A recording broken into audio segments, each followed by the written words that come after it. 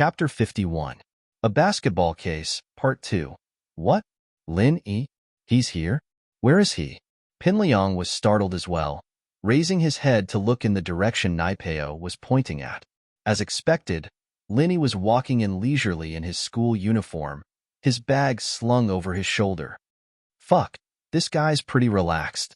Naipeo wasn't very happy looking at Lin Yi's carefree face. He'd almost gotten a concussion from the guy yesterday, and he still had a bump on his head and a couple of band-aids on his face. Just thinking about it pissed him off. Liang bro, should we go over? Xiaofu said subconsciously. Go over?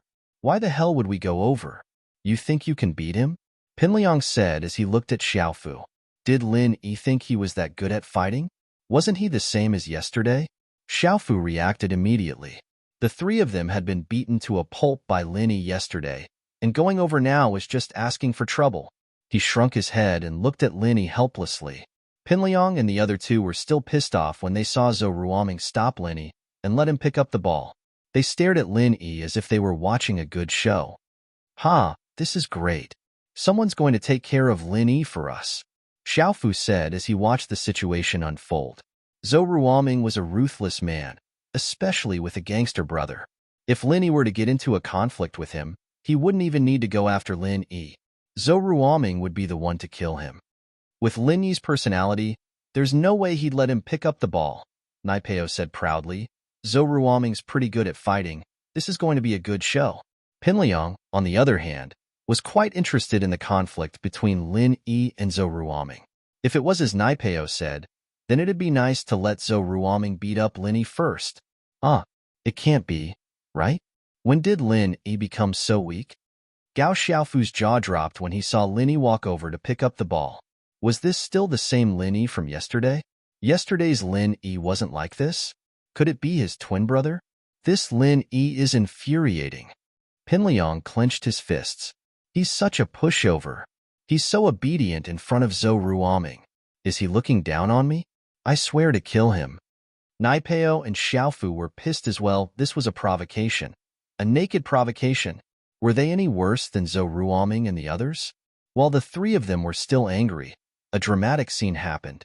Lin Yi threw the basketball, and it hit Zhou Ruoming's hand. It went through his hand and hit his face. After that, Zhou Ruoming's nose started bleeding, and he fell to the ground. Fuck. No way. Naipeo's mouth was wide open. I knew Lin Yi wasn't a good person. There's no way he'd be this obedient. Pinliang let out a sigh of relief. To be honest, he was pissed that Lin Yi had lowered his head to Zhou Ruoming, and now that he'd seen Zhou Ruoming fall to Lin Yi like he had yesterday, he was finally able to vent his frustration. Zhou Ruoming wasn't even as good as he was yesterday. Zhou Ruoming's really unlucky this time. Fuck. Who told him to piss off that Lin Yi kid? He's a fucking lunatic. Xiaofu couldn't help but gloat at Lin Yi's actions on the balcony yesterday. Looks like only Heibao bro can take him on. We're not his match at all. Pinliang was still a little pissed off yesterday, thinking that Lin Yi had only beaten the three of them because of the element of surprise. But today they realized just how terrifying Lin Yi was. He was super strong, and he'd been able to knock Zhou Ruoming out with a basketball from so far away. That's true. Naipeo nodded in agreement. Looks like we shouldn't mess with this guy. He's a violent maniac. Lin Yi, naturally, didn't know that the guy he'd just hit was Zhou Ruoming, one of the Big Four, but he wouldn't hold back even if he did. Big Four? I'll turn you into a Big Four. Lin Yi came to Class 5's classroom and knocked on the door. Come in. The homeroom teacher, Miss Lu's voice came from inside. It was her math class. Miss Lu, something came up at home. Sorry I'm late. Lin Yi said politely as he pushed the door open. He'd already spoken to the dean, but he didn't want to use that relationship to pressure the teacher. After all, he still had to work under the teacher in the future. Miss Lu had already received the dean's instructions this morning, so she didn't say anything. She only nodded. All right, come in. Lin Yi walked into the classroom obediently and went back to his seat.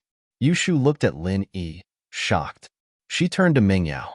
Yao Yao, why do I feel like he's not hurt? His leg was shot. How can he walk so fast?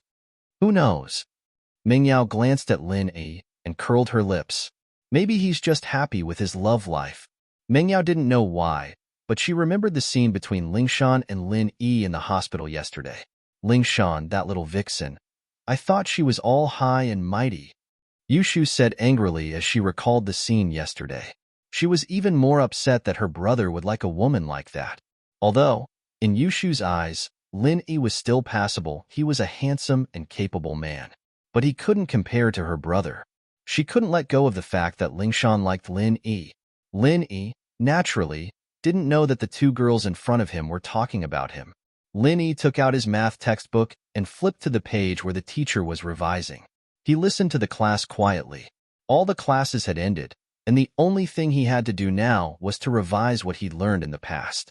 Although Lin Yi hadn't gone to school, he had studied high school and university courses under old Lin's supervision. He didn't feel tired at all when listening to Miss Liu. Lin Yi wasn't some kind of prodigy, but his memory was better than most people's. Plus, the internet was so advanced that all sorts of materials and courses could be downloaded. It wasn't hard for him to study on his own. Looking at Pinliang, Xiaofu, and Naipeo's seats, Lin Yi realized that they weren't in the classroom. Could it be that they were too heavily injured and couldn't come? But Lin Yi didn't care if they lived or died. Let them be. It was better if they didn't come if they wanted to. It'd be better if they didn't come. Chapter 52. Heibao Bro. The class was halfway through by the time Lin Yi entered the classroom. The bell rang, signaling the end of class. Miss Liu left after assigning the homework. Kang Xiaobo turned around to look at Lin Yi, a little grumpy. I say, boss, you scared me. I thought you weren't coming today. What? Scared that Pinliang and the other two would come after you? They didn't come either, did they? Lin Yi smiled. It was true that Kang Xiaobo wouldn't be able to handle Pinliang's group alone. It was normal for him to be worried. Why didn't they come? They came this morning, and Zhang Naipeo still had a band-aid on his face. Kang Xiaobo said, but I don't know why, but they left after one round. Did they leave because you weren't here? Oh, they're here?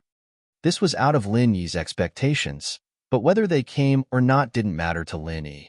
Let them be. That's true. They're no match for you, boss, but I'm afraid they'll find someone to help them. Kang Xiaobo said worriedly. Find someone? What do you mean? Lin Yi didn't understand Kang Xiaobo's words. If they can't beat them themselves, they'll find someone from the underworld to help them. Kang Xiaobo explained, you have to be careful, boss. They have connections with people from the underworld? Lin Yi frowned. As far as he was concerned, Pinliang was still a student, no matter how cocky he was. His way of dealing with people was limited to the school's way of doing things. He didn't expect Kang Xiaobo to be saying that these people had connections with people from the underworld, and that they'd need help if they couldn't beat them. Of course, one of the big four, Zhou Ruoming, has a brother in the underworld, Kang Xiaobo said. Last time when he fought with the boss of number 2 middle school, he asked his brother to come. Oh, his older brother was bare-chested, very tough, and had tattoos on his body. His underlings were all holding steel pipes and knives in their hands. Before the fight even started, the boss of Second High was already scared shitless, kneeling on the ground and begging for mercy. The more Lin Yi listened, the more he frowned. He didn't expect these students to be so arrogant. This was somewhat beyond his expectations. Was his lesson yesterday too light? Let's go to the bathroom. Let's talk on the way, Kang Xiaobo said to Lin Yi as he stood up. He and Lin Yi were sitting at the back of the class, so he waited until almost everyone had left before he stood up and walked out of the classroom. What's the content of our school's break? Lin Yi asked. Pinliang had called him to the washroom yesterday, so he didn't participate. You didn't go yesterday. Oh, I don't think I saw you yesterday, Kang Xiaobo said after some thought. It's a set of radio sports the school created. It's easy, you can learn it in one go. There's a PE teacher leading the way. Kang Xiaobo and Lin Yi quickly went to their seats after leaving the classroom. Kang Xiaobo was tall, so he stood at the back. Lin Yi wasn't short either, so he stood beside him. Pinliang finally arrived at the school gates, waiting for Heibao Bro. A bald, burly man jumped out of a white Nissan van. Behind him were two thugs of similar size. Master Zhong. This bald man was Heibao Bro. Pinliang nodded, turning to his underlings. Hurry up and greet Heibao Bro. Heibao Bro. Naipeo and Xiaofu greeted. Master Zhong, where's the guy? I'll take care of him right now so I can get back to the place. If the boss finds out I'm helping you fight, I'll be crippled. The boss Heibao Bro was talking about was naturally Pinliang's father. Heibao Bro knew that the boss didn't like Pinliang causing trouble, so he'd waited for a long time before coming over. He's inside, in the middle of the break, Pinliang said. Heibao Bro nodded, his cigarette dangling from his lips as he walked into the school. He was stopped by the old guard when he reached the gates. Hey, what are you doing here? This is a school. You can't just come in. Heibao Bro looked back at the old man in disdain, blowing a ring of smoke at the old man's face. Stay here if you don't want to die, you old bastard. The old man looked at Heibao Bro and shrunk his head. These gangsters weren't people an old man like him could mess with, so he pretended not to see anything and let them in. The school was in the middle of a break anyway, and the teachers would kick them out if they saw them. The whole school was in the middle of a break when 6 extremely discordant figures walked in from the school gates. 3 of them were all right, with Pinliang, Naipeo, and Xiaofu looking more like students, but Heibao Bro and the others behind them didn't look like good people at all. Heibao Bro walked in without a care in the world, not caring about the looks people gave him. Where? Heibao Bro asked. Over there, that's our class. Linny must be coming out to break as well. Pinliang couldn't see clearly from afar, but he could tell that Linny was coming out to break as well. Boss, it's Pinliang's group. They've brought help. Kong Xiaobo Bro spotted them right away because they were too obvious a target. Linny had already spotted Pinliang's group before Kong Xiaobo could even speak. After all, they were in the middle of the school, and the whole school could see them. It wasn't long before Pinliang and Heibao Bro arrived at the front of the 12th grade's class 5, and Pinliang immediately spotted Lin Yi at the back of the class. Pinliang pointed at Lin Yi before turning to Heibao Bro. That's him. The one at the back of the line. The one in the uniform. Heibao Bro nodded and quickly walked over to Lin Yi. From afar, Lin Yi looked like a normal guy, tall and skinny. He didn't look like a fighter at all, and Heibao Bro was quite puzzled. Was a guy like that really worth fighting? Did he really need to do it himself? Other than his good looks, Heibao Bro didn't see any good points in Lin Yi.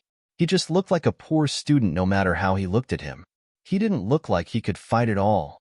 But since the young master had given him the order, Heibao Bro decided to end the fight as soon as possible so he could return to the nightclub. You're Lin Yi? Heibao Bro walked up to Lin Yi, biting on his cigarette as he looked at Lin Yi from the corner of his eyes. Yes. Lin Yi replied faintly. Do you know why I'm looking for you? Heibao Bro didn't look friendly at Lin Yi's arrogance. Chapter 53. It was a sensational fight. Part 2. Fuck. You're pretty fucking cocky, huh? Heibao Bro was infuriated by the tone Lin Yi was talking to him. He reached out to grab Lin Yi by the collar.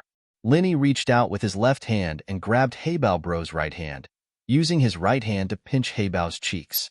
With a flick of his hand, the cigarette in his mouth was sent flying into his mouth. Ouch! Heibao Bro howled as the cigarette went down his throat, burning a huge blister. Lin Yi's left hand pushed the panicking Heibao Bro to the side. Heibao Bro's mouth was wide open as he fanned himself with his hands, panting like a puppy with its tongue out to cool down. Zhou Ruoming lay in the school hospital for half a day, getting massaged and massaged before finally waking up. After putting a Band-Aid on his nose, he was helped out by his subordinates. Even then, his head was still ringing.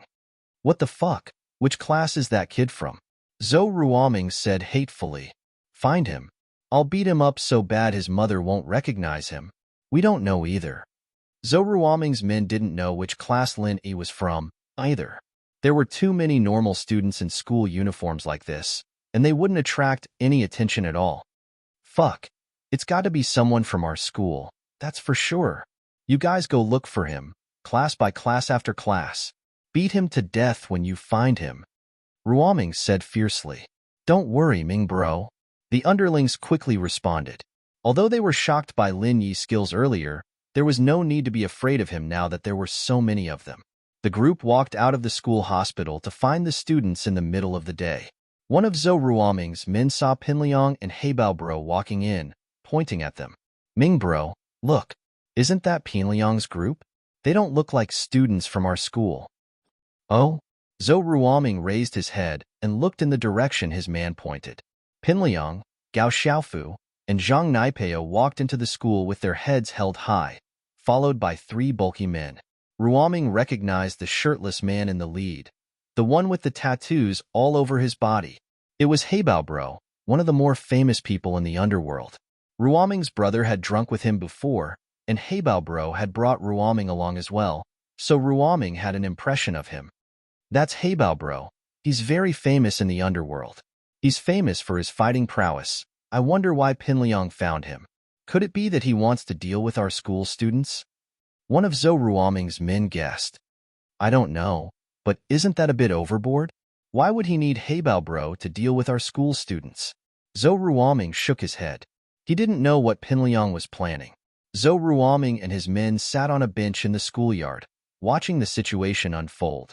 Ruoming was very curious as to who it was that made Pinliang go to such lengths to get so many people to deal with him. All of a sudden, Ruoming remembered seeing Pinliang's group beaten black and blue last night. He'd asked Pinliang what was wrong, but Pinliang didn't say anything. Could it be that he'd been beaten up by someone and was here to take revenge? Zhou Ruoming found it more and more plausible. He couldn't help but find it funny. Pinliang was getting more and more screwed up, getting beaten up by school students, and even asking people from the underworld to take care of it. What was even funnier was that this fellow actually said that they were playing around and fighting. Ming Bro, why does that guy look so familiar? One of Zhou Ruoming's men pointed at Heibao Bro, asterisk. Isn't that the guy who hit Ming Bro with a basketball? Another man recognized Lin Yi immediately. Zhou Ruoming looked at him. It really was the guy who hit him with the basketball this morning. Ming Bro, what do we do now? Zhou Ruoming's men were getting ready to take credit. Don't do anything. I think this guy pissed off Pinliang. If that's the case, let Heibao Bro take care of him. We're not in a rush. Zhou Ruoming said faintly. Zhou Ruoming's expression was calm, but his heart was in turmoil. Pinliang wasn't as good of a fighter as Lin Yi, but his 2 underlings, Zhang Naipeo and Gao Xiaofu, were no pushovers either. Lin Yi wasn't an easy opponent to deal with, and the fact that he'd called for help from the underworld meant that Lin Yi wasn't a simple character. He'd thought it was a coincidence that he got hit with the basketball, but now it seemed like that wasn't the case. If Lin Yi didn't have a few tricks up his sleeve, there was no way he'd get Heibao Bro involved.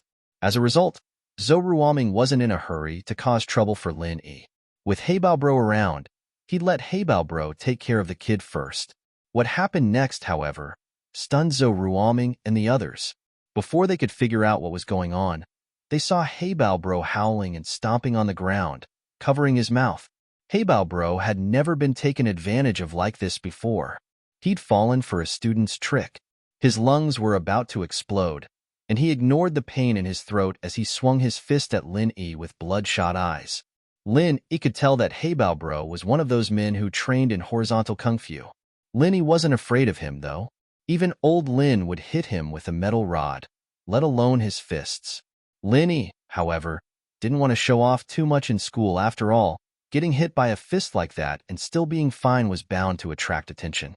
As a result, Lin Yi dodged quickly, and Heibao Bro's fist missed. Lin Yi moved behind Heibao Bro in a flash, and Lin Yi raised his leg, aiming for Heibao Bro's butt. Of course, this was the same move Lin Yi had used on Pinliang before entering school. Lin Yi wanted to use this simple move to defeat the man in front of him, and so he acted more like a street thug, without any technique. Lin Yi didn't want to expose his kung fu in public, since old Lin had taught him to focus on assassination. Lin Yi didn't want too many people to know his background, and so he used brute force. Heibao Bro was a lot heavier than Pinliang, but Lin Yi's kick could even leave a hole in a car, let alone Heibao Bro. But Lin Yi didn't want to be accused of injuring and crippling someone in public. A lesson was enough. He didn't want Heibao Bro's pelvis to explode, crippling him for the rest of his life. Chapter 54. It was a sensational fight. In progress, Pinliang, Xiaofu, Naipeo, and Heibao Bro's lackeys were all stunned as Heibao Bro fell to the ground. Even more stunned were Zhou Ruoming's men. Zhou Ruoming couldn't believe what he was seeing. Heibao Bro was knocked out just like that? Others might not know how strong Heibao Bro was, but Zhou Ruoming knew that he was a fighter, one that even his own big brother wasn't a match for. Yet Linny had taken down a tough guy like him with ease, without even breaking a sweat. Fuck, that worked? One of Zhou Ruoming's lackey's eyes went wide. That kid's just lucky, isn't he? That lucky? Zhou Ruoming shook his head.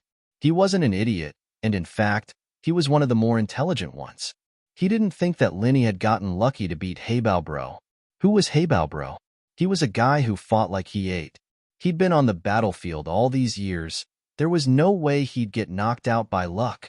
He'd be dead a long time ago. Strength was strength, and Zhou Ruoming understood that the basketball he'd taken this morning wasn't for nothing. Heibao Bro was in a much worse state than he was, and from the looks of it, he wasn't afraid anymore. As expected, Linny wasn't planning on taking Heibao Bro's life, but he wasn't going to let him go that easily. The kick didn't cause the pelvis to explode, but the bones were definitely fractured. Heibao Bro would be in the hospital for a month or so. Heibao Bro's lackeys weren't expecting Lin Yi to be this troublesome, taking down their boss in one go. Their eyes reddened as they charged towards Lin Yi. Lin Yi was getting impatient. Today was his first day in class, and he'd been planning on learning from it. But these guys were messing with his plans. Kill him for me. Brother Heibao struggled a few times, but he could no longer endure the pain in his lower body. He gritted his teeth, and a fierce glint flashed in his eyes. It had been many years since he had suffered such a loss. Now, he had suffered such a great loss at the hands of a student. This was something he could not tolerate. Today, it was either you die or I live. If he allowed Lin Yi to continue being so carefree, then he, Brother Black Panther, wouldn't be able to mingle anymore. Brother Heibao's hysteria finally enraged Lin Yi. He didn't want to do anything to Brother Heibao, but this guy didn't know what was good for him and even wanted to kill him. Lin Yi frowned and stepped on Brother Heibao's cheek. Crack! Brother Heibao screamed as his jaw shifted. Lin Yi's action scared the hell out of Brother Heibao's two underlings. These two were Brother Heibao's newly recruited subordinates. They hadn't participated in any fights before. Today, Brother Heibao brought them here to broaden their horizons and boost their courage. After all, beating up a defenseless student was the only way to cultivate the thrill of violence in these two men. But now, the situation was the exact opposite. The one who was beaten to a pulp was indeed Brother Heibao. This was a godlike existence in the eyes of these two underlings. Lin Yi's violence made the two men's legs go soft. So, being a gangster was not easy. There was always the danger of being crippled. It was not as glorious as they had imagined. Today, a student could beat Brother Heibao to a pulp. Tomorrow, he would meet someone even more ruthless. The two men didn't dare to think about it. At this moment, the two men had the intention to retreat. They were afraid that Lin Yi would vent his anger on them, so they subconsciously shrank back. F***ck your mother. No one will live today. Brother Heibao suddenly stretched out his right hand and pulled out a pitch-black counterfeit handgun from his pocket. He pointed it at Lin Yi. Counterfeit handguns were commonly known as shotguns. They were handguns that were not processed by a regular arsenal. They were processed by some small black workshops and sold in the black market. Their accuracy and safety were much worse than regular handguns. However, they were still very popular among the gangsters. After all, with such a gun on their body, they could take it out at a critical moment. Who would dare to act rashly without thinking? Brother Heibao had brought this handgun with him just in case. He never imagined that he would pull it out in this situation. A school, the most unlikely place to take it out. The conflict on Lin Yi's side had already attracted the school's attention, and a couple of the PE teachers were planning to kick Heibao Bro's group out of the school after all. Assaulting a student in broad daylight under the eyes of the teachers was a disrespect to the teachers, especially the tall and burly PE teachers. They were eager to give it a try. What the hell is going on? Wang Jifeng, who had rushed to the scene, saw the teachers talking amongst themselves and hurried over to ask, "Mr. Wang, I think it's 12th grade class 5's Pinliang. He brought a few thugs to the school to wreak havoc." Zhang Xiaohua from the sports team said.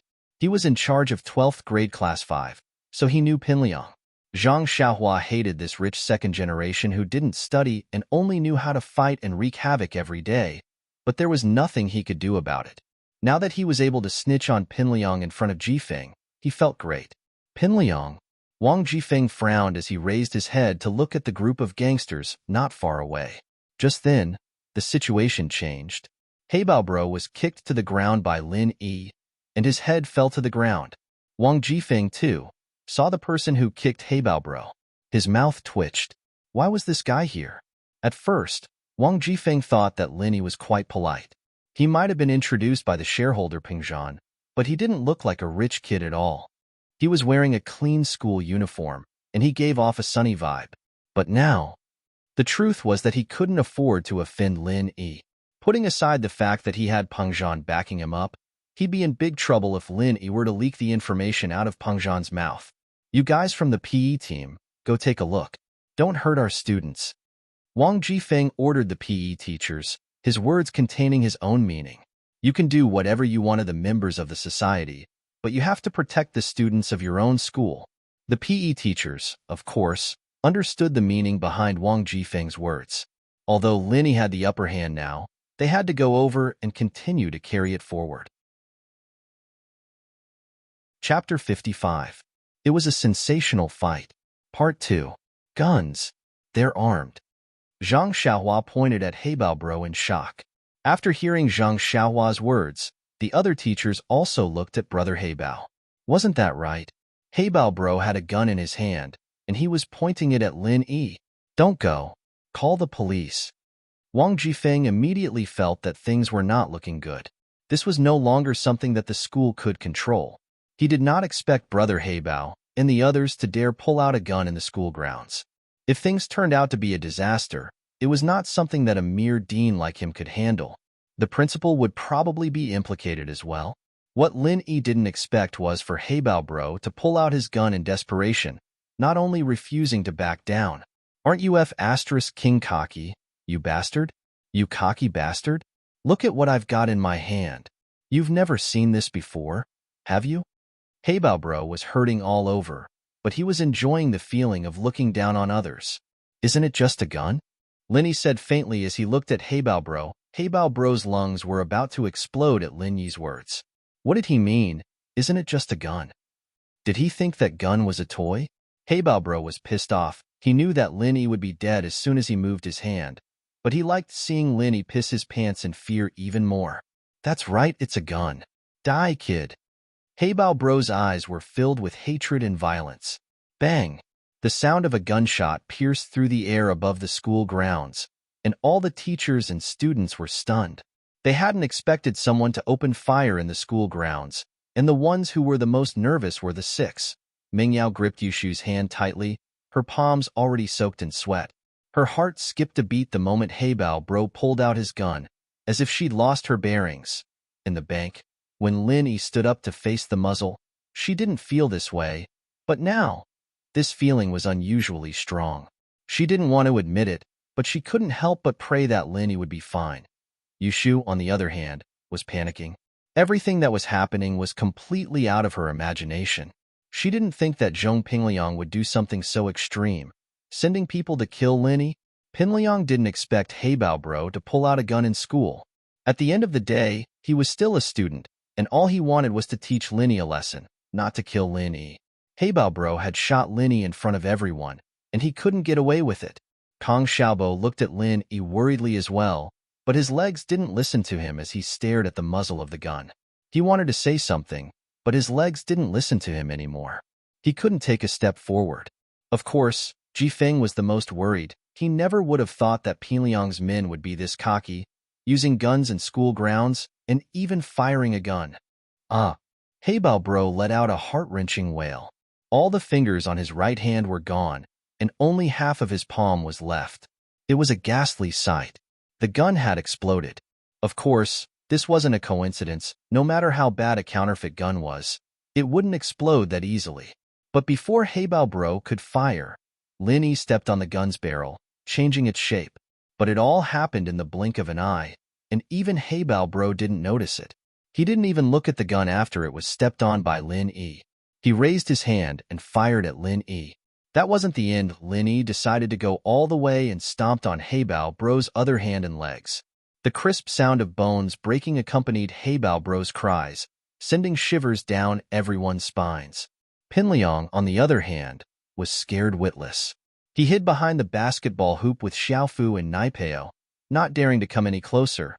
Zhou Ruoming, on the other hand, couldn't describe what he was feeling right now. The moment Heibao Bro pulled out his gun, he panicked a little. His brother was a gangster, but he'd never touched a real gun before. Ming Bro, he has a gun. Zhou Ruoming's lackey pointed at Heibao Bro with his mouth wide open. I have eyes. I can see it myself.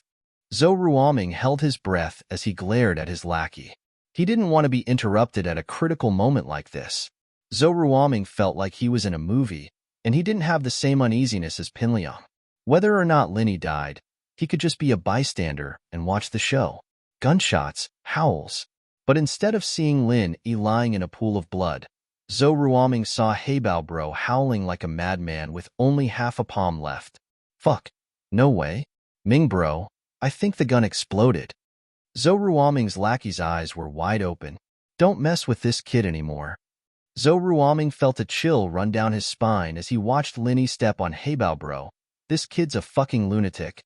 Zhou Ruoming didn't want to say that in front of his lackey, but he had to. He didn't want his lackey to mess with this violent maniac, and that would only bring more trouble to himself. Zhou Ruoming knew his own limitations. Even Heibao Bro wasn't a match for Lin Yi, and he'd only end up as an appetizer. But, to cover up his embarrassment, Zhou Ruoming added, this kid's a fucking lunatic. What he was trying to say was that Lin Yi was a lunatic, and normal people couldn't compare to a lunatic. That way, he could save his face. In actuality, Zhou Ruoming didn't even need to explain to his lackeys. His lackeys were already scared out of their wits. They didn't have the guts to mess with someone who could beat up a gangster like Heibao Bro. Humph. This guy's only good at acting. Acting? Mingyao let out a breath of relief when she saw that Lin Yi was fine, but she still put on a cold face. She wanted to say that he was acting, but didn't think it was a proper word. The words came out as acting. I told you. This shield bro's a badass. Yushu let out a breath of relief as well, her smile returning to her face as she said to Mingyao.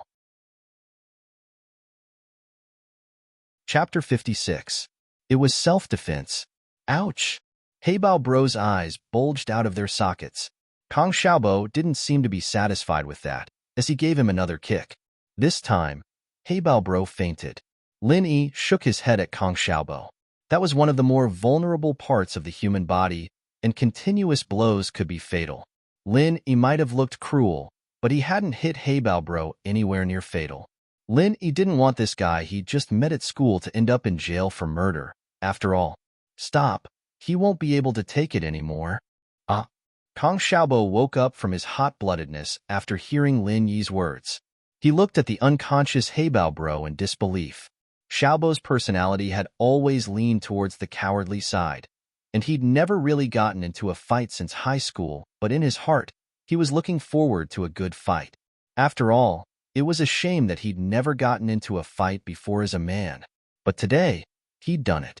The excitement he'd felt just now was too much for him to contain. An ear-piercing siren sounded.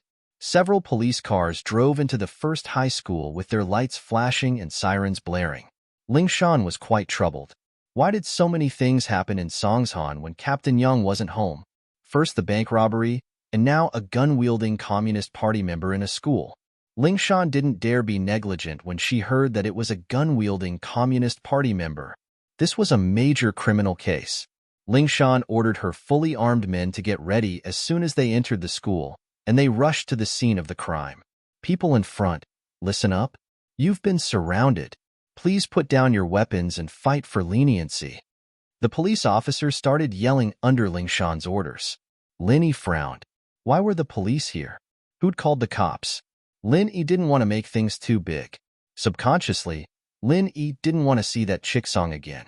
After yesterday's embarrassing incident, anyone would be too embarrassed to see her again. Lin Yi raised his head helplessly to see Ling Shan looking at him with a worried face. Lin Yi sighed and smiled at Ling Shan. Since he couldn't hide, he might as well be honest with her. Seeing Lin Yi here, Ling Shan's heart skipped a beat. Her face reddened, and her expression darkened. She didn't think that the culprit would be Lin Yi. She looked at the person lying on the ground at his feet, not knowing if he was dead or alive, and the fearful gazes of the people around him. Lingshan subconsciously thought that Lin Yi was the culprit. "Don't move. Hands up." Lingshan pulled out her gun and pointed it at Lin Yi. Lin Yi was surprised to see Lingshan pointing a gun at him. Was this girl trying to take revenge on him? After some hesitation, Lin Yi raised his hand. He was confident that he'd be able to dodge Lingshan's gun and subdue her at this distance. But wasn't there a bunch of police officers with guns nearby? If they thought that he was trying to attack the police, it'd be troublesome. "Take them away." Lingshan pointed at Lin Yi and the others. "Police Ani," Lin Yi was defending himself. "These are the people looking for trouble." Kong Xiaobo panicked when he saw that the police were going to take Lin Yi away. He didn't care about the black muzzles anymore. He wanted to run up and explain. Lingshan wasn't expecting someone to speak up for Lin Yi in a situation like this, but the word self-defense reminded her of yesterday's scene. That was a profound language. Two completely different words, but the same pronunciation. Lingshan's eyes lit up, and so Lingshan's face turned cold again. "We'll investigate the real situation. Take them away." Lin Yi smiled gratefully at Kong Xiaobo. He said softly, "This girl has a grudge against me. She's trying to mess with me. It's fine." Kong Xiaobo paused. He didn't think that Lin Yi would have a grudge against Lingshan. He was about to say something when Lingshan walked over herself. Her eyes were wide and angry. Evidently, she'd heard what Lin Yi said. Lingshan hated people who used their position for personal gain. She was furious when she heard Lin Yi say that she was using her position to mess with him. If she wanted to mess with him, would she have let him go yesterday? At the thought, a wave of anger rose up in her, and Lingshan was starting to lose her mind. She grabbed Lin Yi's shoulder and said coldly, "What are you mumbling about? Are you colluding with me? We'll talk when we get to the police station." Lin Yi curled his lips at Kong Xiaobo. "See, it's just like I said. This girl is obviously here for me." Lingshan really wanted to kick Lin Yi's ass, but she held it in. She didn't want to lose her job because of Lin Yi. At that moment, Wang Jifeng rushed over, sweating profusely. The principal, Ding Binggong, came with him. He was in his office planning the school's bright future. This year, the board of directors had allocated a large sum of money to the school. Ding Binggong planned to use this money to upgrade the school's facilities and apply for the National Model High School selection. Ding Binggong was quite capable. Otherwise, he wouldn't have been able to become the principal of a school like this. The board of directors valued ability, and everything else was secondary. If the school didn't develop, then he'd step down. As a result, the school's rapid development couldn't be separated from Ding Binggong's efforts. The sound of an explosion passed through the window. Ding Binggong couldn't help but frown. Didn't he say it many times? Setting off firecrackers in school was forbidden. Ding Binggong sighed. The rich kids in school had always been a thorn in his side. It was fine if they didn't study, but if they didn't disturb others, then Ding Binggong would thank the heavens and earth. But a while ago, there was an incident of students setting off firecrackers in school. It pissed Ding Binggong off, and he swore that he'd expel these delinquent students for ignoring school rules. But after some investigation, Ding Binggong couldn't help but feel discouraged. The one who set off the firecrackers was 12th grade Class 5's Pinliang, and the one who egged him on was his classmate, Yushu. If Pinliang's background wasn't enough to shake Ding Binggong's resolve, then Yushu. This miss. Ding Binggong really didn't dare do anything to her. Chapter 57. Chapter 57. Yushu's glorious history. She'd been bored out of her mind. So she told Pinliang that Mengyao wanted to hear the firecrackers go off. Pinliang had brought Xiaofu and Naipeo to the fireworks market, returning with a couple of workers half an hour later with a 5 million-sounding firecracker. And so, the originally quiet firecracker field exploded into a cacophony of explosions. Classes couldn't be held at school, and the students couldn't hear what the teachers were saying. They were all gathered around the windows, looking at Pinliang and the others standing not far from the firecrackers with a smug look on their faces. They were laughing, laughing, laughing. That's 5 million firecrackers. The firecrackers continued to go off for the entire morning, and the school's teachers didn't dare to get close due to the power of the great god cannon. Left with no other choice, Ding Bingong could only ask for help from the fire department. The fire department drove a fire truck and used high-pressure water cannons to extinguish the ringing great god cannon. Only then did the farce end. The negative impact of the incident wasn't too big, since the school hadn't suffered any losses and no students had been hurt.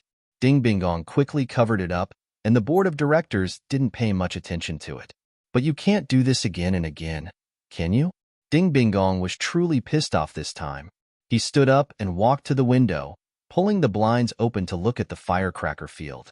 What he saw shocked him. It wasn't that easy to notice a firecracker in a big firecracker field, but no one was doing it anymore. The students had spread out in a circle, and Ding Bingong saw a couple of burly gangsters in the center of the circle, as well as Pinliang's group and a student in a school uniform. Ding Bingong's face twitched, and he almost lost his grip on the windowsill and fell. Those weren't firecrackers. They were gunshots. Ding Bingong's heart almost jumped out of his chest when he saw what Heibao Bro was holding.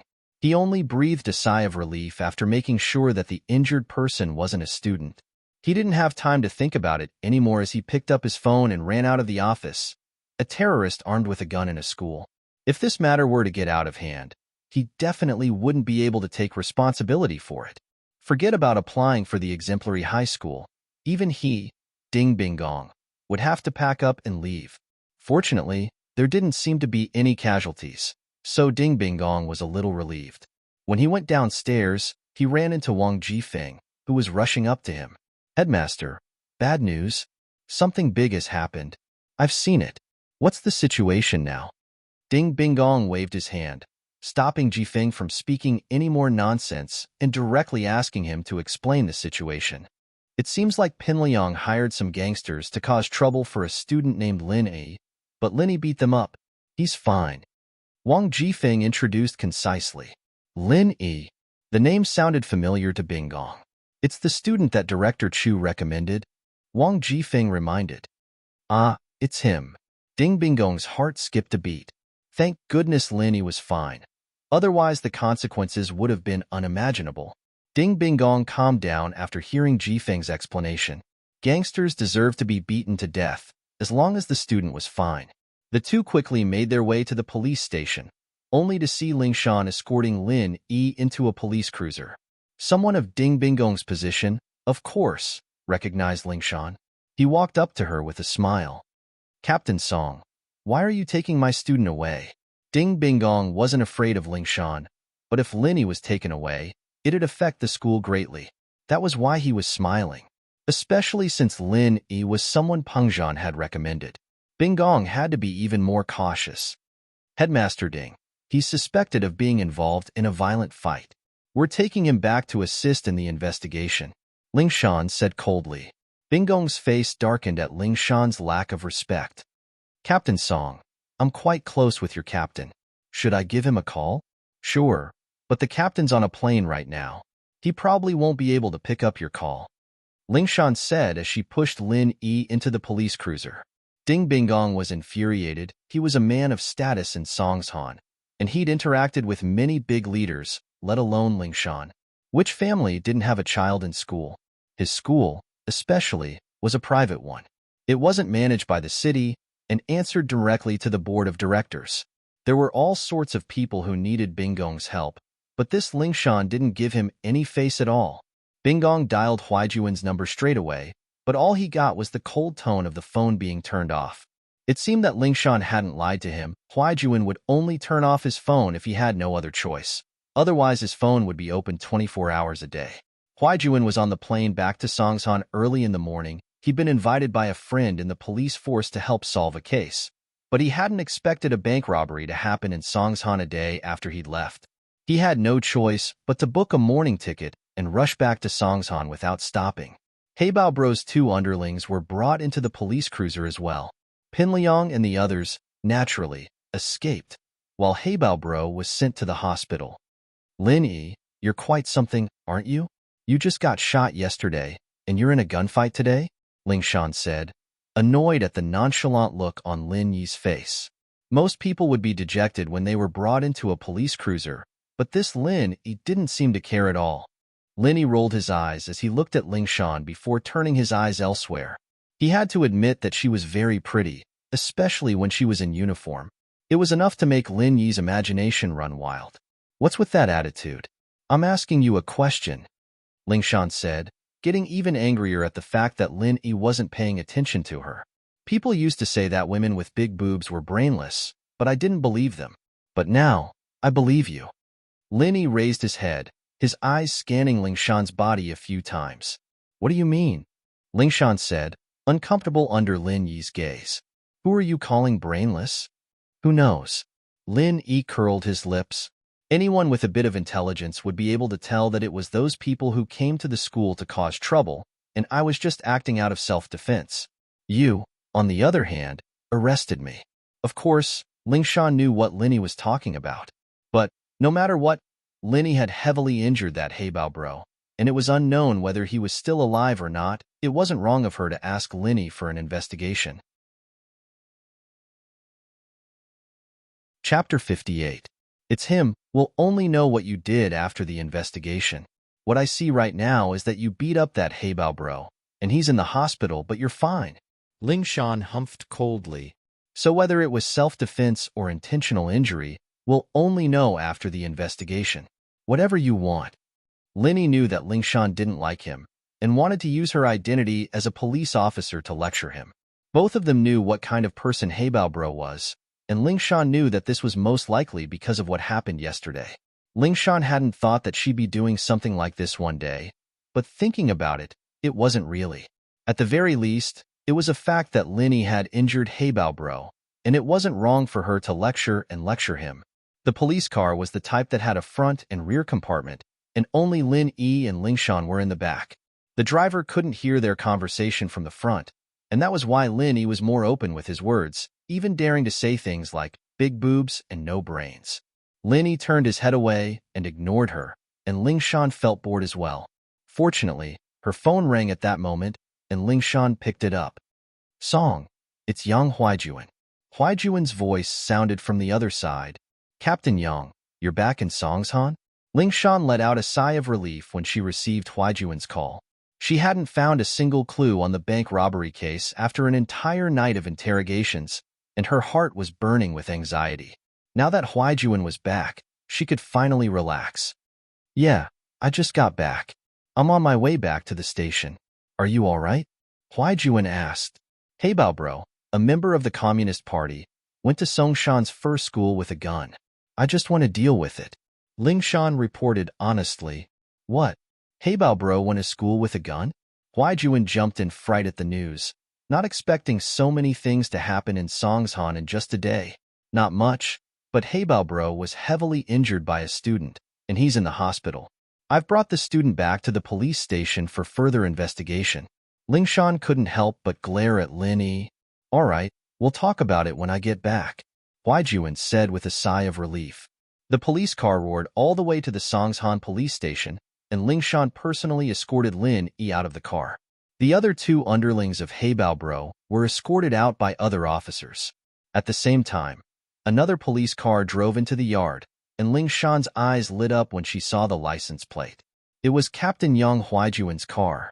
As expected, a tall, tan man jumped out of the car and walked quickly towards the police office. It was Yang Huaijuan, the captain of the city's criminal investigation team.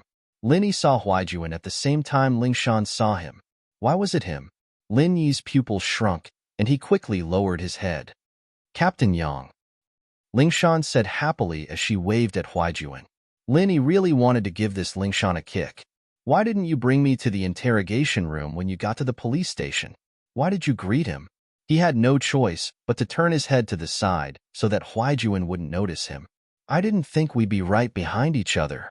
Huaijuan walked over and nodded to Ling Shan with a smile before turning to Lin Yi. This is the student who hurt Heibao bro? That's him. Ling Shan nodded as she looked at Lin Yi, only to see Lin Yi's head drooping down obediently. She couldn't take it anymore. What was the meaning of this? You were acting all high and mighty in the police car, but now that you're in the police station and Captain Yang, you're behaving like a good boy. Aren't you looking down on people? Ling Shan humphed coldly at the thought. Lin Yi, what are you doing? Raise your head and let Captain Yang look at you. Song, you don't seem to be in a good mood. He's just a student. Have a better attitude. Huaijuan frowned. He saw that Linny was wearing a school uniform and instinctively didn't think that Linny was a bad guy. He patted Lin Yi's shoulder. Kid, what's going on? Tell your big bro. Linny lowered his head, speechless. Who's big bro? But Linny was afraid that Huaijuan wouldn't recognize him, and so he lowered his head even more, not bothering to talk to him at all. Captain Yang, I'm talking to you. Ling Shan wanted to smack Lin Yi's head when he started putting on airs again. Oh, it's nothing, Lin Yi said in a muffled voice. Nothing? Huaijuan frowned. Why didn't this kid know what was good for him? He'd asked him that because he was a student, and he wanted to keep a low profile. He didn't want to leave a mark on his file, but he didn't expect Lin Yi to be so cold and indifferent. They were looking for trouble, and I beat them up. Lin Yi cursed. You weren't this nosy in the past, were you? What was wrong with you today? Huaijuan didn't move for a long while after Lin Yi said that, but Lin Yi felt a burning gaze on him. It made Lin Yi uncomfortable. Can you lift your head? Huaijuan found the words funny. There were too many similar people in this world. This person's voice sounded like that person's, but he was still a student. I'm not a girl. Stop looking. Lin Yi sighed inwardly. Huaijuan had found out something after all, but he couldn't be blamed. There was no way he could hide from Huaijuan, who was known for his sensitivity. Ling Shan, on the other hand, didn't know what was going on. Lin Yi was ignoring Huaijuan, but why was the captain's attitude being so nice to him? Ling Shan was just about to lift Lin Yi's head when Huaijuan lowered his body and looked up at Lin Yi's face. That's right. There's no mistaking it. It's him. Huaijuan was 90% sure that the person in front of him was the one he'd been looking for all this time. He didn't know why he'd become a student all of a sudden, but Huaijuan believed his eyes. Arno. Huaijuan couldn't hold back the excitement in his heart. What? Lin Yi cursed inwardly, but pretended to be suspicious. Chapter 59. Delusional disorder, but Huaijuan didn't give up. What kind of person was this guy? It'd be a waste of Huaijuan treating him like a god if he could see through him with such a simple test. I say, Miss Song, it's fine if you're retarded, but why's your captain acting like this too? Lin Yi didn't bother dodging anymore since Huaijuan had seen his face. He raised his head. Man, looks like you guys have a lot of pressure at work. You should get some therapy to relieve yourself. Why won't you admit it? Huaijuan, on the other hand, wasn't paying attention to the conversation at all.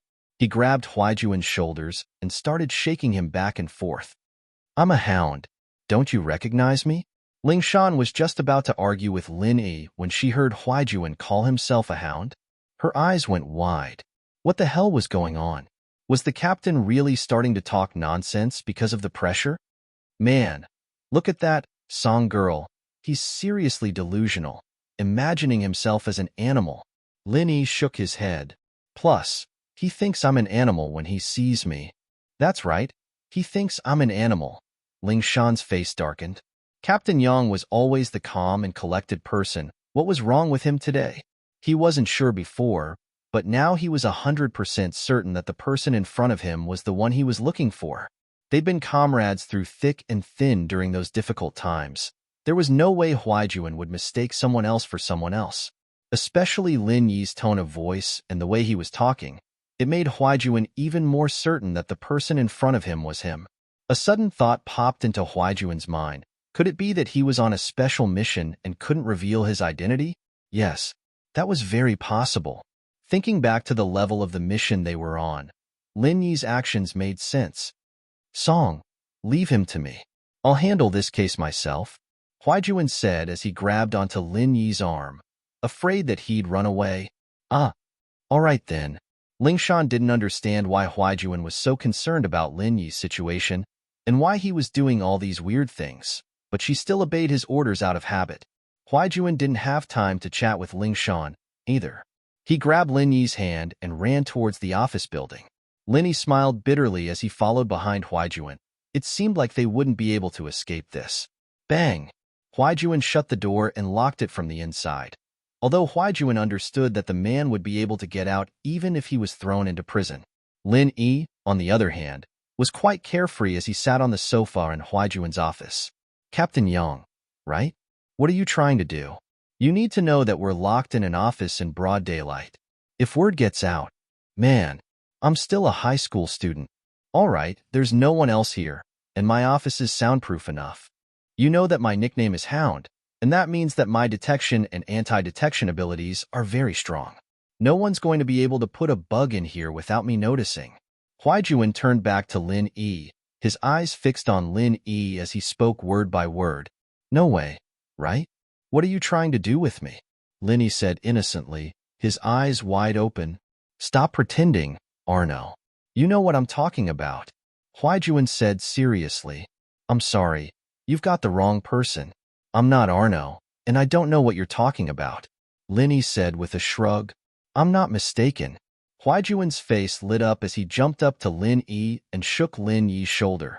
Eagle, are you running away from something? Why won't you admit who you are? Lin Yi was indifferent. Was he really running away from something?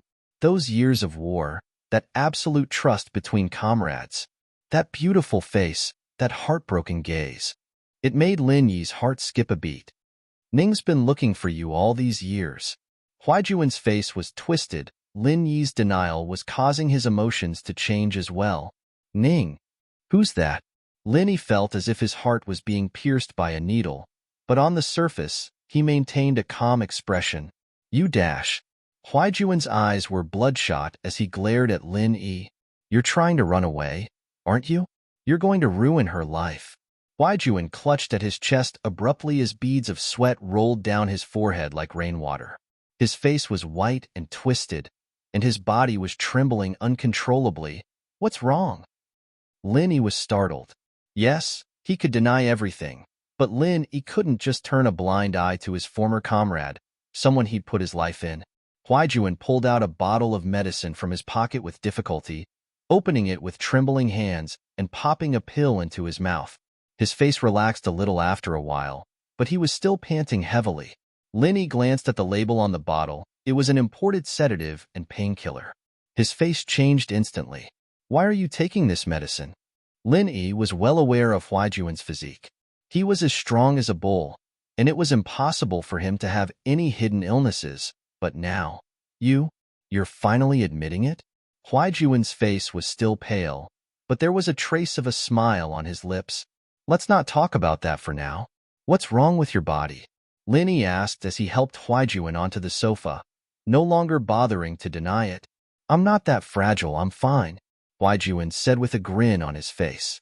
It was obvious that he was happy. Eagle, I know I'm not mistaking you for someone else.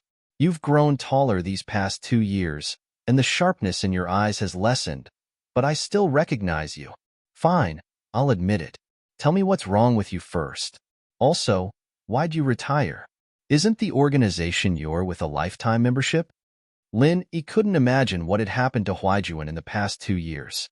Huaijuan looked strong on the outside, but Lin Yi could sense a trace of sickness on his face.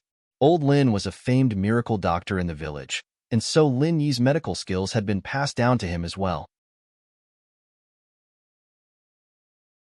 Chapter 60. Don't call me Eagle. Injured? How'd you get injured? Lin Yi asked. I got a new mission after we came back from North Africa, and it was to track down an international drug trafficker. I didn't expect them to have a master in their midst, and I got injured. Huaijuan smiled bitterly at this point. I guess I was lucky, though. They thought I was dead when they saw me fall down, but Armadillo and the others. Armadillo? What's wrong with him? Lin Yi's heart skipped a beat. Armadillo sacrificed himself? Huaijuan said, a little dejected. What? Lin Yi's face turned into a terrifying grim armadillo, that little guy who always had that bright smile on his face. Who would have thought that a comrade who'd fought alongside him 2 years ago would die just like that? Huaijuan could empathize with Lin Yi's emotion. Armadillo was Lin Yi's comrade, and Huaijuan's comrade as well. Huaijuan couldn't help but cry when he heard the news of Armadillo's death. Maybe he's still alive, Huaijuan said, worried that Lin Yi would be sad. You didn't find his body? A glimmer of hope flashed across Lin Yi's eyes. Armadillo was a smart fella, and it was possible that he could have escaped death. His body was thrown into the furnace by the drug dealers. I didn't know about it until later. Huaijuan sighed. I was in so much pain when I woke up that I couldn't care less about anything else. I found a place to hide and lost consciousness after that, until someone rescued me. Fuck his ancestors. Lin Yi slammed his fist on the coffee table in front of him, and Lin Yi smashed it into a pile of sawdust. Huaijuan clicked his tongue inwardly. As expected of an eagle, he was still as fierce as ever. Huaijuan knew that he wouldn't be able to do something like that himself. I'm sorry, I was too heavily injured and I couldn't check on my comrades, Huaijuan said, guilt filling his heart every time he thought about it. It's not your fault. Lin Yi shook his head. He knew that Huaijuan would only be courting death if he went up there. Are your injuries serious? Full of injuries. I retired after half a year of recuperation. Huaijuan sighed. Western medicine calls it sequela. Eastern medicine calls it broken meridians. You can't be agitated, and you can't engage in high-intensity work for a long period of time. Moreover, you have to use medication to maintain it. Lin Yi put the pangolin thing to the back of his mind and turned to Huaijuan. Give me your hand. What are you doing? Huaijuan asked curiously, but extended his hand anyway. Let me feel your pulse, Lin Yi said as he placed his hand on Huaijuan's wrist, his expression solemn. You can feel my pulse? No way, Ing. I thought you were good at killing, but you know how to save people? Huaijuan stared at Lin Yi, a little surprised. This was his comrade in arms in a storm of bullets. There's a lot you don't know, Lin Yi said with a smile. What, you don't trust me? Don't trust me? Huaijuan's eyes widened. Of course I trust you. I could have left my back to you on the battlefield. Don't make it sound so mushy, Lin Yi said jokingly, but his heart was getting heavier and heavier. Huaijuan's pulse was bad, and he could feel that his body had recovered, but his internal injuries were still very serious. Many of his organs weren't fully healed yet, and were even showing signs of weakening. How is it? My body's all right, right? Huaijuan asked curiously, seeing that Lin Yi had really felt his pulse. You only use painkillers to solve your problems? Lin Yi didn't answer the question. Yeah, what's wrong with it? Huaijuan asked. Then why aren't you dead yet? Lin Yi said with a frown. Huaijuan was speechless. What the fuck? Are you cursing me? It's not that I'm cursing you, but you're in a really bad situation right now. The injuries from last time haven't healed at all, and they're getting worse. I don't know how you've been using painkillers for so long, but someone else would have died from the pain a long time ago, Lin Yi said with a serious expression on his face. He wasn't trying to scare Huaijuan. He was just stating a fact. There was no need to lie to someone like Huaijuan. He'd been on the battlefield long ago, and he'd long since given up on life and death. Even if Lin Yi were to tell him that he was going to die tomorrow, Huaijuan wouldn't have much of a reaction. An old Eastern doctor said the same thing, saying that I wouldn't be able to live past 6 months. Look at me, aren't I? As expected, Huaijuan wasn't affected by Lin Yi's words at all. He was stretching his arms and legs in a relaxed manner. He's right, half a year is too much for you. Lin Yi nodded. Eagle, can you stop mocking me? Do I look like someone who's about to die? Huaijuan glared at Lin Yi, a little displeased. My name's Lin Yi, don't call me Eagle, Lin Yi said as he looked at Huaijuan. That's why I said it's a miracle that you're still alive, and it might have something to do with your strong willpower. What's wrong with that? Huaijuan continued. You can still use painkillers to alleviate the pain, but it'll only get worse in the future, Lin Yi said. You might have noticed it by now, but the frequency and dosage of the painkillers has increased. You really know medicine? Huaijuan asked, surprised that Lin Yi had hit the nail on the head. What do you think? Lin Yi said as he let go of Huaijuan's hand. He had a rough idea of what was going on. Huaijuan's situation was very complicated. There was a saying that all medicines had some side effects, and every herb would damage the body's organs to a certain degree. In other words, if Lin Yi were to prescribe a medicine for the heart, it'd affect Huaijuan's spleen or liver, but if he were to prescribe a medicine for the liver, it'd affect his heart or kidney. All in all, there'd be side effects to the other organs no matter which part he treated. It'd be better if he didn't treat it, and it'd only speed up his death. Huaijuan couldn't help but ask when he saw Lin Yi deep in thought. What's wrong? What are you thinking about? Chapter 61. A girl he'll never forget. Holy shit. Huaijuan slapped his thigh as he looked at Lin Yi. Not bad, not bad. You're the captain of the hounds after all. The army invited the most famous Eastern medicine specialist in the country, Elder Qin Shueji, to see me after I got injured. He said the same thing after looking at me. Qin Shueji? Lin Yi felt like he'd heard the name before, but couldn't remember where he'd heard it from. Yeah, he was the one who said I wouldn't live past 6 months, Huaijuan said with a smile. He told me not to treat it if I wanted to die slower. Maybe I'd live a couple more days with painkillers. What kind of bullshit is that? Lin Yi couldn't help but frown. I'll go back and think about it. I'll come up with a plan as soon as I can, but I can write you a prescription first. It'll be better than Western painkillers, and the side effects won't be as bad. With that, Lin Yi walked over to Huaijuan's desk and grabbed a pen and paper. He quickly wrote down a prescription and handed it to Huaijuan. You'd better get this prescription yourself, and don't let anyone else know about it. Also, I don't want anyone else to know about my past, so don't bring it up again. It really works? Eagle, you've given me such a big surprise, Huaijuan said as he took the prescription from Lin Yi's hands. He stared blankly at the dense list of Eastern medicine names on it. It couldn't have been written randomly. Most people wouldn't even be able to write down the names of the Eastern medicine. I told you, don't call me Eagle. I'm Lin Yi. Lin Yi corrected. All right, Lin Yi. Huaijuan nodded as he put the prescription away carefully. It was a prescription from his former captain and comrade, and Huaijuan trusted it unconditionally. He'd die if he didn't take it, and who knew how long he'd be able to live for. You're really a god. No wonder Xiaoning is so tiny. Hearing this name, the smile on Lin Yi's face suddenly froze. After a long time, he raised his head and said, She still remembers me? She asked about you the last time I saw her. Huaijuan said with a nod. Perhaps I'm just casually asking. Lin Yi bitterly smiled. The two of them were people from two different worlds, and it was impossible for them to be intertwined. Even if they were to be intertwined, they were destined to be separated. There was no such thing as equality between people. Lin Yi understood this very well. At least for now, Lin Yi didn't have the ability to give her a future. Are you trying to shirk your responsibility? Huaijuan's expression was agitated as he glared at Lin Yi. Huaijuan's weird reaction surprised Lin Yi, but Lin Yi seemed to understand something in an instant. You like her? Huaijuan fell silent under Lin Yi's question. After a while, he finally spoke up. There wasn't a single person in the suicide squad who didn't have feelings for her, but this was also an acknowledgement of his thoughts. She's quite a good match for you. Lin Yi knew about Huaijuan's parentage. They were a good match, weren't they? What do you mean?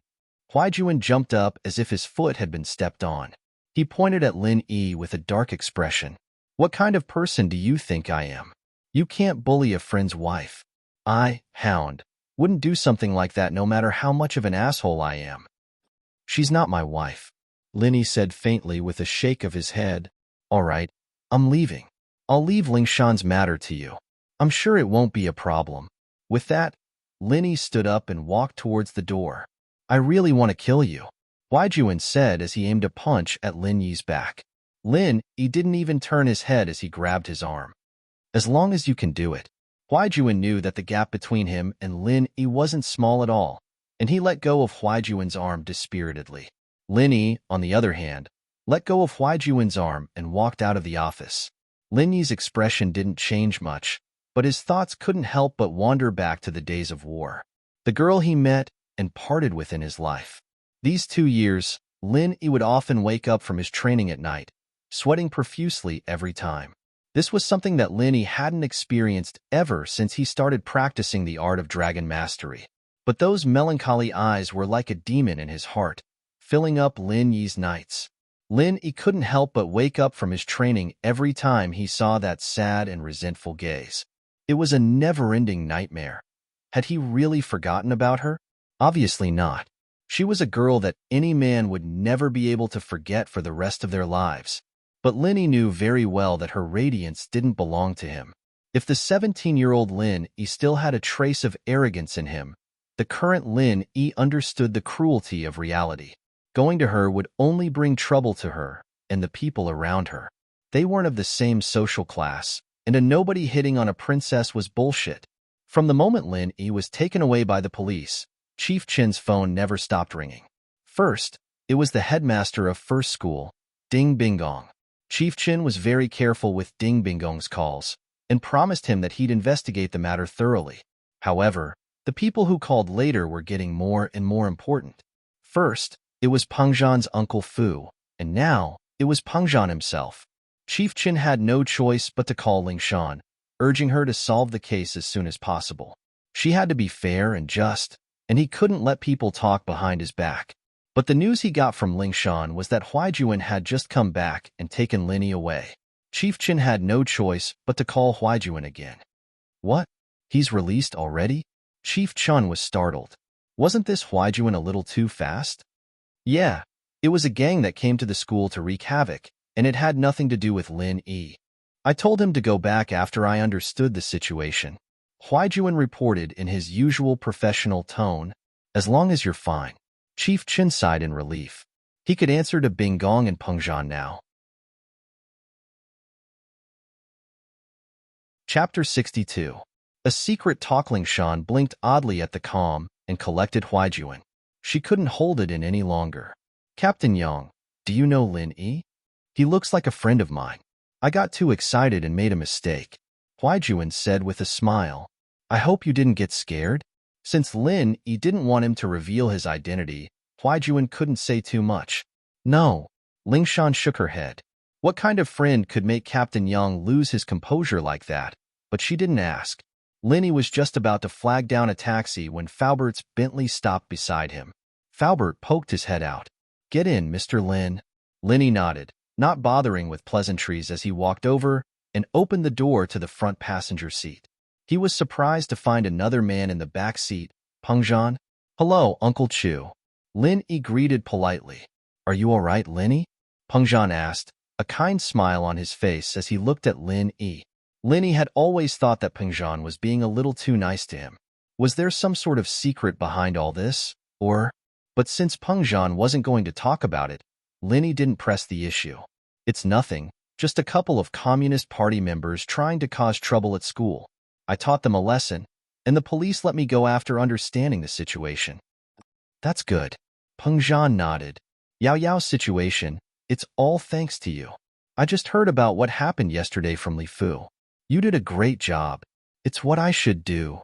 Lin Yi, on the other hand, didn't think much of it. He'd taken Peng Zhan's money for free, after all. Right? How are you getting along with Yao Yao? She didn't kick you out again, did she? Peng Zhan felt a headache coming on at the thought of his daughter. No, Yao Yao is very easy to get along with. Lin Yi smiled. Naturally, he wouldn't tell on Meng Yao in front of Peng Zhan. That would be pure idiocy. No matter how naughty Meng Yao was, Peng Zhan had nothing but love for her. It'd be hell if he got fired for talking like that, and so he decided to praise Meng Yao at the right time. When Faubert heard Lin Yi's words, he opened his mouth and wanted to say something, but in the end, he didn't say anything. Are you getting along well? Peng Zhan seemed to be very happy with Lin Yi's words, a gratified smile on his face. Yao Yao is actually a good kid, just a little headstrong. You just have to give in to her a little more. Don't worry, Uncle Chu, I will. Lin Yi agreed without hesitation, but he remembered what the Baldy had said in the robber's car yesterday. Uncle Chu, there's something I should talk to you about. Lin Yi hesitated before deciding to talk to Peng Zhan. There's something I should tell you, Uncle Chu. Oh? Peng Zhan paused, then smiled. What is it? Just say it. It's about what happened yesterday. It's about the bank robbery, Lin Yi said. How about this? Let's find a place to talk about it. Faubert isn't an outsider, but he's driving. I don't want him to be distracted. Peng Zhan nodded. Okay. It seemed like Lin Yi wouldn't be able to go to school today, so he might as well not go. Mr. Chu, are we going home? Faubert asked. Yes, let's go home, to the villa by the bay, Peng Zhan ordered. The villa by the bay was Peng Zhan's private villa, but he was always busy with business and didn't go home often. Most of the time, the villa was empty. Meng Yao, on the other hand, lived in Peng Zhan's villas in the city for the convenience of going to school. The villas were built by Peng Zhan Industries, and Meng Yao, of course, lived here because Yushu lived here as well. The two had been best friends since elementary school, and their relationship couldn't get any tighter than that. Pengzhan's villa, on the other hand, was built in the suburbs, taking up a large piece of empty land. It was surrounded by green grass and flowers, and there was a road in the middle that led to the main building of the villa. Of course, this was private property, and outsiders weren't allowed to enter. Upon entering the door, Faubert shone a laser card on the door, and the door opened slowly. Linny glanced at the brand of the door opener. It should be the most advanced rolling code opening system in the world. Even if the card was lent to someone else, it wouldn't be able to be duplicated. The code between the door opening system and the card was unique, and the MCU in the card calculated the code and fed it back to the door opening system. But it wasn't unbreakable. Of course, Lin Yi didn't mention it, because this was considered very safe for civilians. But if yesterday's incident wasn't investigated properly, then Lin Yi would have to do some security upgrades to Meng Yao's villa. He couldn't guarantee that he'd be by Meng Yao's side 24 hours a day. The car stopped in front of the villa, and Faubert got out. He opened the door for Pengzhan and Lin Yi, and returned to the car after Lin Yi and Pengzhan got out. Faubert isn't coming in with us? Lin Yi heard from Pengzhan that Faubert wasn't an outsider, so he asked. He's going to park the car in the garage, and he'll be back soon. Pengzhan could tell what Lin Yi was thinking, and he patted Lin Yi's shoulder with a smile. Li Fu has been with me for more than 10 years. If there's anything urgent when I'm not around, you can just tell Faubert. Lin Yi nodded. Faubert must be a very trustworthy person if Pengzhan said so. The decorations in the villa couldn't be considered luxurious, but it wasn't the kind of luxurious ones. Instead, it leaned towards elegance and classicalness. It could be seen that Pengzhan was a person with good taste, different from the average nouveau riche. Sit anywhere, don't be shy, treat this like your own home. Pengzhan personally found a pair of slippers for Lin Yi and placed it in front of Lin Yi. This action, on the other hand, made Lin Yi feel a little flattered. But the more he thought about it, the more he felt that Pengzhan was being too close to him.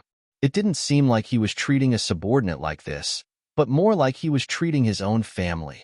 Thank you, Uncle Chu. Lin Yi didn't act too pretentiously. He put on the slippers after thanking Pengzhan. Chapter 63. The mastermind, all right, let's talk in the study. Pengzhan gestured with his hand as he led Lin Yi to the second floor.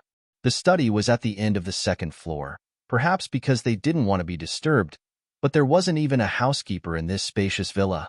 What difference did it make? Perhaps this villa had once been bustling and glorious, but now it was completely deserted. This was what Lin Yi noticed when he went upstairs. The villa was very clean, but there were signs of wear and tear on the handrails. This meant that someone had lived in this villa for a long time, unlike now, where Pengzhan rarely came back once a week. But Lin Yi, naturally, wouldn't ask about this. This was Pengzhan's family business, and it had nothing to do with Lin Yi. As a result, Lin Yi maintained a calm attitude, unfazed in the face of danger. The wear and tear on the leather chair in the study was proof of that as well. Pengzhan must have sat in this chair a lot in the past. Take a seat, Yi, Pengzhan said as he sat down on the leather chair behind the desk. He gestured to Lin Yi. There's a fresher cabinet in the back, there's drinks in there. Take whatever you want. Don't worry, it won't expire. Li Fu will replace it regularly. I'm not thirsty. Lin Yi shook his head. Uncle Chu, let's get down to business first? All right, let's begin. Pengzhan nodded, signaling for Lin Yi to begin. It's like this. I'm sure you already know that the robbers yesterday weren't after the bank, but Miss Chu. Lin Yi said, I don't understand why they'd go through so much trouble to kidnap Miss Chu. It would have been easier to kidnap her from the school or the villa. Haha, are you trying to remind me to investigate the true purpose of these people? Pengzhan said with a smile. Indeed, you're right, they might have gone through a lot of trouble to kidnap Miss Chu, but they have a reason for it. What reason? Lin Yi didn't think that Pengzhan would have thought of this. It seemed like he was overthinking things. Confused. Pengzhan put away his smile and said seriously, This way, people will think that they didn't kidnap Yao Yao, but used her as a hostage during the bank robbery. These were two different natures that could mislead the police's investigation. This way, The police would see this case as a robbery and not a kidnapping case. This would give the robbers enough time to make their next move. But what I don't understand is, how did they calculate Yao Yao would appear in the bank at that time? I've done some analysis on this. Yesterday, the school instructed everyone to apply for a bank card so that they can deposit their tuition fees. After school ends, the banks will close for the day. There's only one 24-hour bank in the vicinity, so if Miss Chu wants to apply for a bank card, she'll definitely go to that bank. Linny voiced his thought. He hadn't thought of what Peng Zhan had said before, since he didn't know what these people's true intentions were, or what they really wanted. So Peng Zhan's words gave Lin Yi an idea. These people are after you? Probably. Peng Zhan nodded. This time, when I went to negotiate the contract, the other party gave a lot of harsh conditions, and I didn't agree to them. They didn't make any concessions either. They just kept dragging it out, as if they were waiting for something. Now that I think about it, Yao Yao's incident happened at that time, and these two things might be related. Oh? Linny raised an eyebrow. So that's the case. No wonder Peng Zhan said that these people robbed the bank to mislead the police's investigation. After all, if the direction of the investigation was wrong, the time needed to solve the case would be delayed, and this would give the robbers more time. If what Peng Zhan said was true, then as long as the robbers hinted that Meng Yao was in their hands, wouldn't Peng Zhan obediently sign that unfair contract? The more I think about it, the more likely it is. It's just that I don't have any evidence. Peng Zhan sighed. But, at this level, what can evidence do? Who are these people? Linny understood immediately after hearing Peng Zhan's words. The robbers must be on par with Peng Zhan in terms of strength, otherwise they wouldn't have dared to do something like this. No wonder the Baldi said that he wouldn't let Ma Lu touch Meng Yao other than Meng Yao. He was probably just trying to scare Peng Zhan. If Ma Lu really did touch Meng Yao, Peng Zhan would probably go all out for revenge, even if he didn't care about the consequences. It would be a lose-lose situation, and the robbers obviously didn't want that to happen. Linny let out a sigh of relief at the thought. The robbers didn't want to do anything to Meng Yao, so Meng Yao's safety wasn't a problem at all. You don't have to worry about this. I'll take care of it.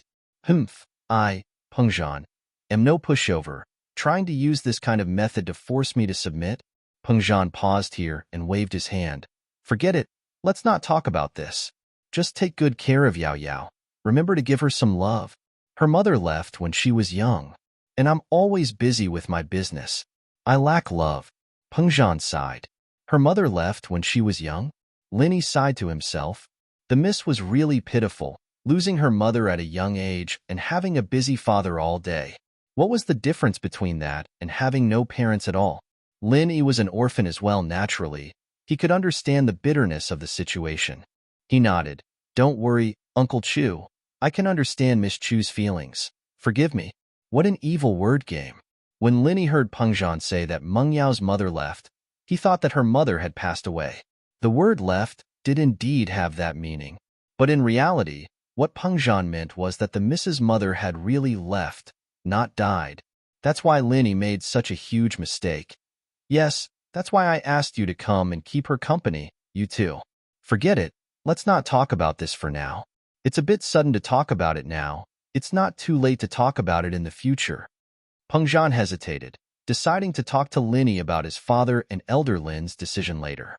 He was afraid that Lin Yi wouldn't be able to accept it right now. Linny didn't know what Peng Zhan wanted to say, but since he said to talk about it later, Linny couldn't ask anymore. He could only wait for Peng Zhan to take the initiative to tell him. Since these people aren't after Miss Chu's life, then I'm relieved. Linny thought to himself. It'd be terrible if the miss died beside him. Not only would he lose his salary, but he'd also have to take responsibility for it. More importantly, no one had died beside him before. Chapter 64.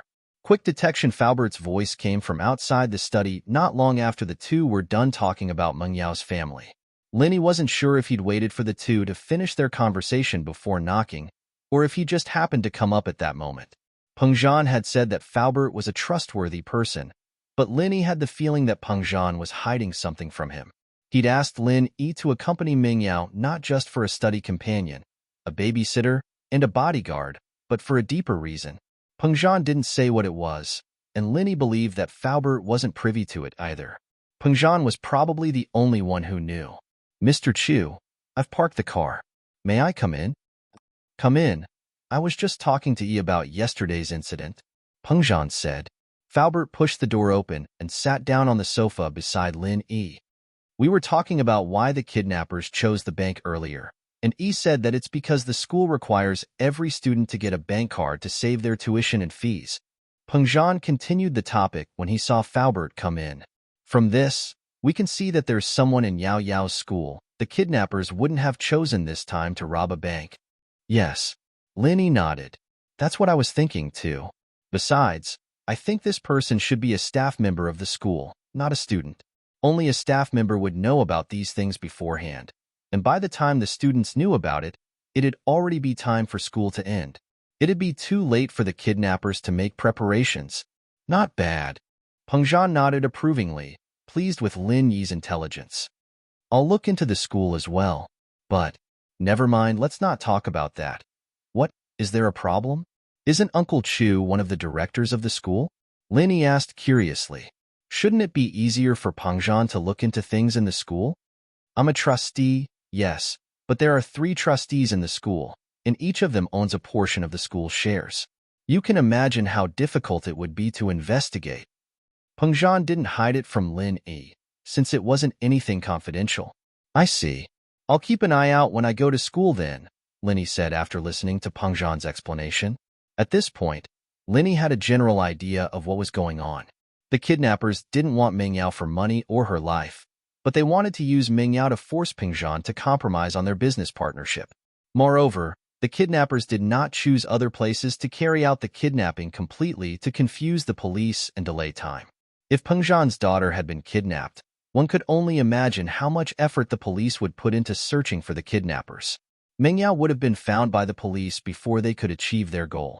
It was true that Huaijuan had taken over the bank robbery case as soon as he'd returned to the criminal police, but the case was a piece of cake for Huaijuan. Huaijuan made a call to the city's command center and pulled up the surveillance footage from the streets around the bank yesterday. Lingshan only realized how stupid she was at this point. Digital Qingguan had only been used in Songshan for less than a month, but Huaijuan's sharp senses had memorized all this information. Digital Qingguan, also known as digital city management, referred to the use of information technology and mobile communication technology to process, analyze, and manage all of the city's components and incidents. It was an information technology that promoted the modernization of city management. The city management department had installed surveillance cameras on every main street, monitoring the area around the clock to monitor the sanitation, traffic flow, and so on. Lingshan had thought of going to the traffic police to get the recordings, but unfortunately, the traffic police's recording equipment only worked when the traffic lights were red, and they could only record cars that broke the rules. The equipment was off at other times.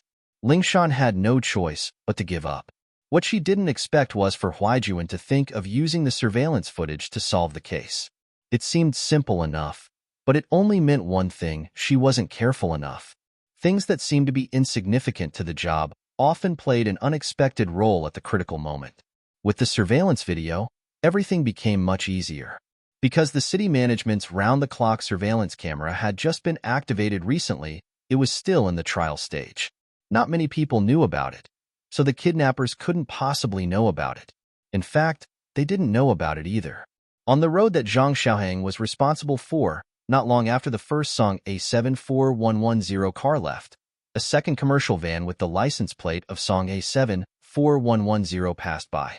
Without a doubt, this was the car that the robbers were in. What happened next was that they followed the clues and locked onto the approximate location of the kidnapper's car. The reason for the approximate location was because the surveillance cameras were only installed in the city and not in some of the more secluded streets. They could only use the footage to determine the location of the kidnappers. But even so, it was more than enough. The search was much easier now that the area had been narrowed down to a certain extent.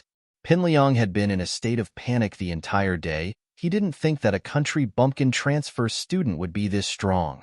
He'd been pissed off yesterday, and now he'd beaten up one of the school's bosses, Zhou Ruoming. He'd thought that Zhou Ruoming was going to die a horrible death, but it was Heibao Bro he'd found that got beaten up. Pinliang finally understood the difference in strength. Heibao Bro couldn't beat Lin Yi even with a gun. So what could he possibly do? But he couldn't act too weak in front of Naipeo and Xiaofu. Too, he hated Lin Yi to the bone. But he was also scared to the bone. Normal methods wouldn't work on Lin Yi, and he'd have to think of something else if he wanted revenge. Liang Bro, why's this Lin Yi so strong? Xiaofu said, a little displeased. But isn't that Heibao Bro a little too weak? I thought he'd be more capable, but he's about the same as us yesterday. Yeah, he's such a coward with a gun. If I were him, I'd shoot that Lin Yi kid. Naipeo said angrily. Xiaofu and Naipeo had never been in the underworld before, and they'd only heard Pinliang talk about how strong Heibao Bro was. They didn't think much of it after seeing him today. Chapter 65. Chapter 65. Do you like him? Zhou Ruoming was just as shocked. Zhou Ruoming decided to keep his distance from Lin Yi after seeing how half-dead Heibao Bro was. The guy was a madman, and Zhou Ruoming didn't want to die just yet. It was a little depressing for him, the second in command of the school, to be afraid of a transfer student. Zhou Ruoming, on the other hand, thought that they'd mind their own business and mind their own business. As long as he didn't provoke Lin Yi, it shouldn't affect him, right? Zhou Ruoming couldn't help but feel pleased at the thought that motherfucker Pinliang had nothing better to do than provoke a transfer student. He hadn't even gotten to the bottom of the guy's background yet, and he was already trying to mess with Pinliang? Was he tired of living? Hey, Yao Yao, do you think Lin Yi's going to be okay? That Ling Shan's acting all high and mighty.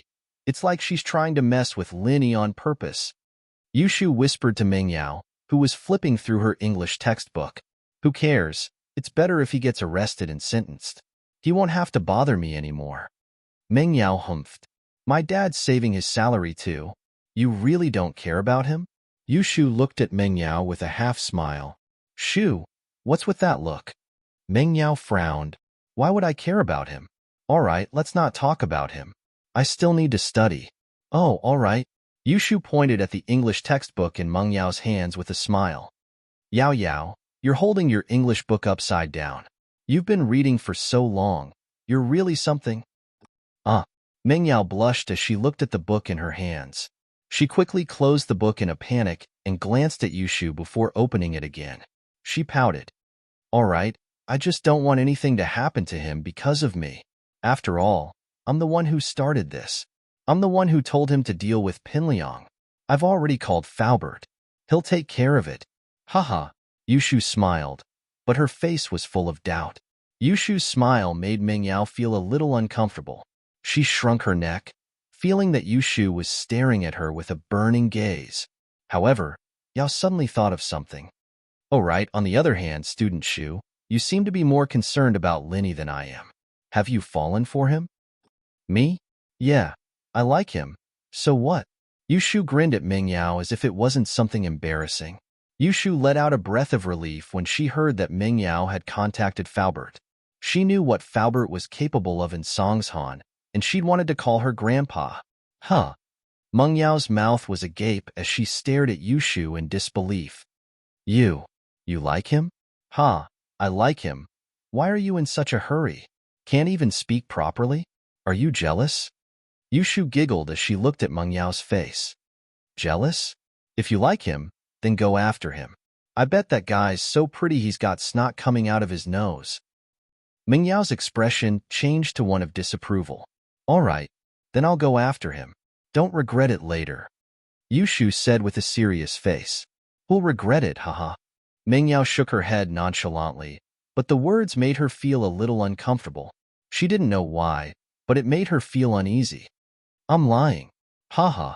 Yushu didn't continue after seeing that she wasn't teasing Meng Yao. I just don't like Ling Shan.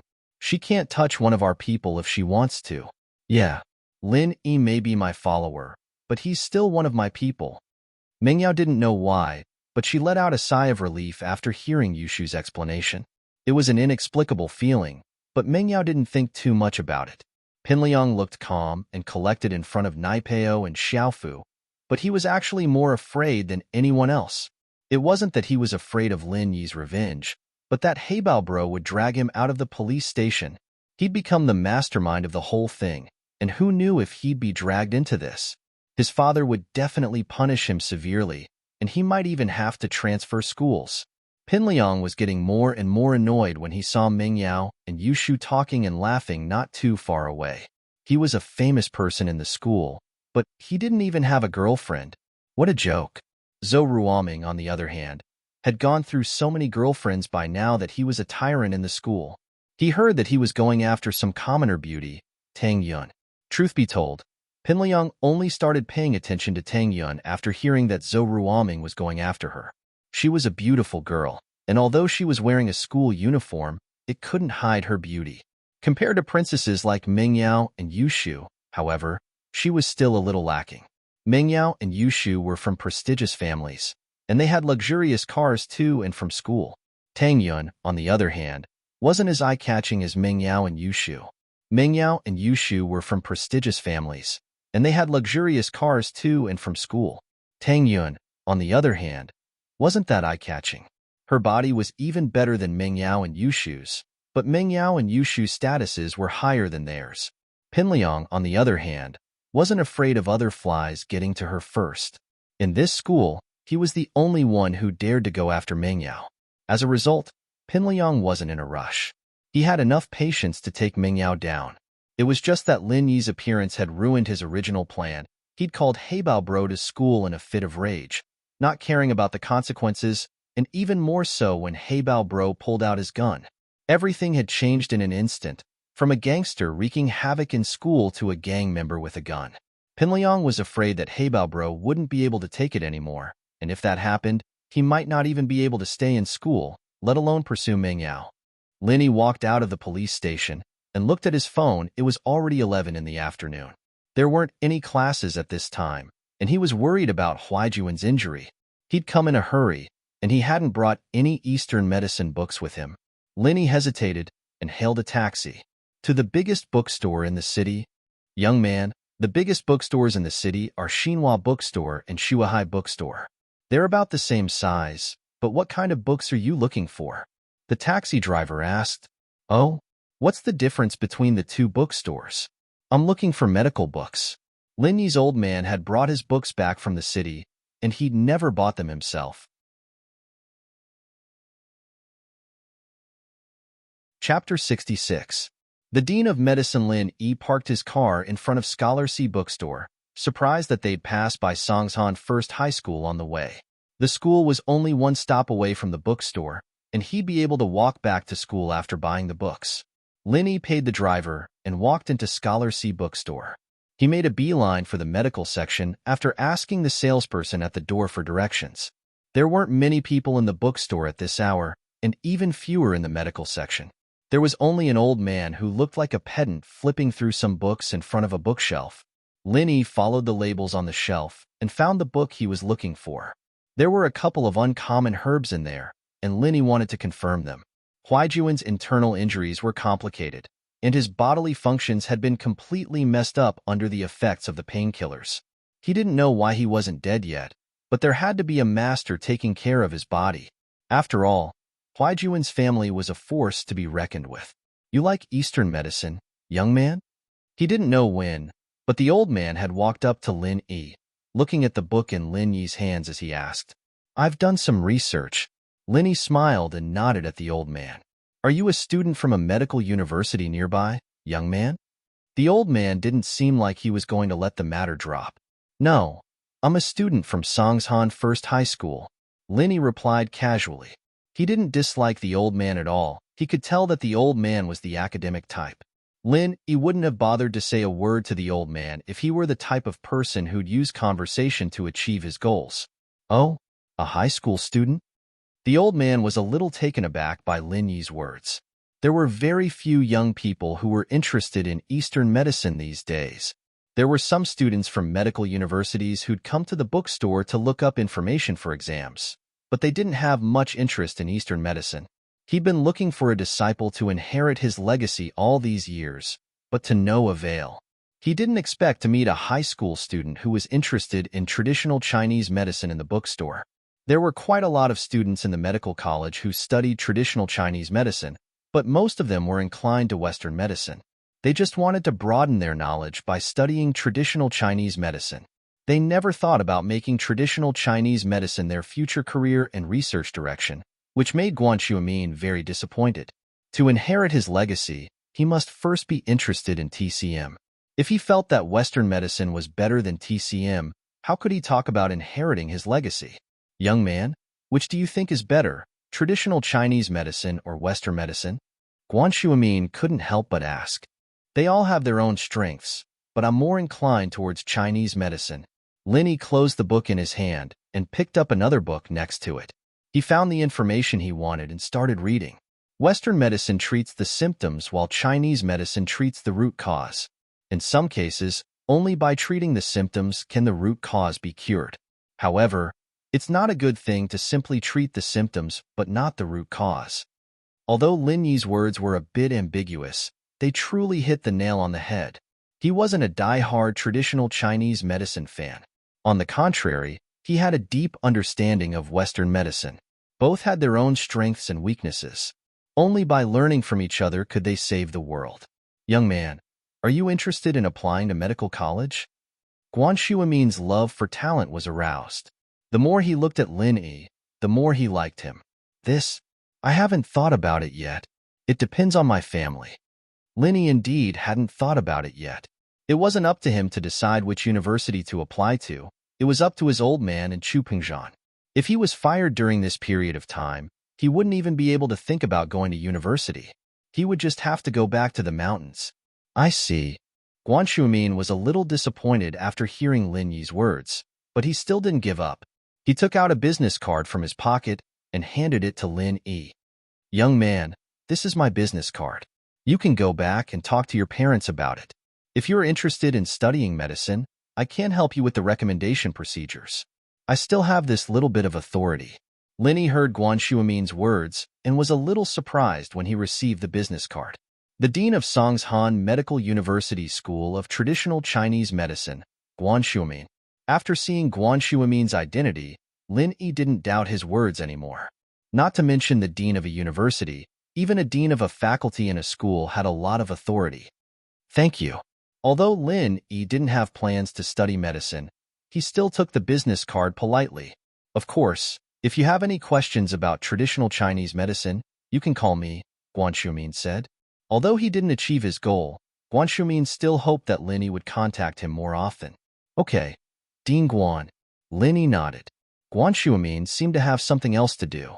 He took a few books and left, leaving Lin Yi alone to continue reading. Lin Yi didn't think much of this small interlude. When it came to medical skills, who could compare with his old man? He heard that when his old man was young, he casually gave a few pointers to a young traditional Chinese medicine practitioner, and that young traditional Chinese medicine practitioner became a famous one. Of course, this was what Lin Yi heard when his old man was drunk. It didn't matter if it was true or not. But Lin Yi had learned a lot from his old man over the years. After finding what he wanted, Lin Yi put the books back. There was no need to buy them for now. If he brought them back to school, he'd probably attract a lot of attention. Until now, Lin Yi still wanted to keep a low profile. But now, Lin Yi couldn't keep a low profile even if he wanted to. Lin Yi's name had spread all over the school today. On his way back to school, Lin Yi bought a fruit jianbing from a roadside stall. The cafeteria would probably be out of food by now. Lin Yi went straight to the classroom and saw Ming Yao and Yushu both sitting at their seats, still watching Happy Goat and Big Big Wolf. Yushu looked up at him when he entered the room and poked Ming Yao with her finger. Ming Yao raised her eyelids, but returned to the MP4 in her hands. Lin Yi ignored them and went back to his seat. Hey, Yao Yao, Shield Bro's back. He doesn't look like he's been tortured, Yushu said. She'd read too many novels, thinking that people coming out of the police station would be skinned. That girl Lingshan wouldn't do anything to him. She must have been the one who let him out so soon. Ming Yao curled her lips, dissatisfied with Lin Yi's quick return. Heh, Yao Yao, do you think they did that in the police station too? Yushu fantasized.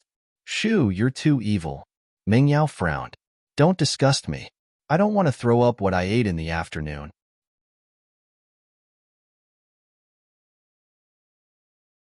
Chapter 67.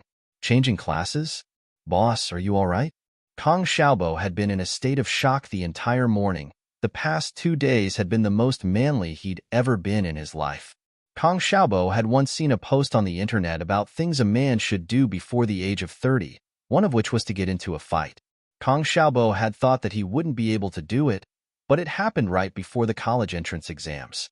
Kong Xiaobo was in a bad mood during recess and almost went to the police station with Lin Yi, but Lin Yi stopped him in time with a glance. Lin Yi didn't mind anymore. He was here on a mission from old Lin anymore. It was a mission that didn't make any sense to him. Going to school was secondary, but Kong Xiaobo was different. If this incident were to leave a stain on his life record, it'd be something that would last for a lifetime. It's fine. The police figured it out pretty quickly. Heibao got gangsters to mess with the school. Lin Yi noticed Pinliang's ears pricking up as he spoke. He couldn't help but find it funny. The kid was probably afraid that Heibao would bite him out, wasn't he? That's good. Kong Xiaobo let out a sigh of relief. He didn't go to the police station with Lin Yi in the morning because he was afraid that Lin Yi would blame him for being disloyal. Now that Lin Yi was fine, he was naturally happy. Boss, I'll treat you to something after school. It'll help you get over the shock? After school? We'll talk about it then. Lin Yi glanced at Meng Yao, who was in front of him. He had to go back with them after school. The first class in the afternoon was Ms. Lu's class.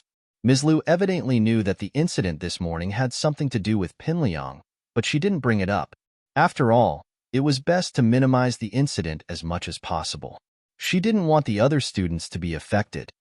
The monthly exams are coming up, so let's do a little quiz today. Teacher Lu divided the test papers in her hands into stacks and then distributed them to the students in the front row of each group. She told them to pass them down in turn.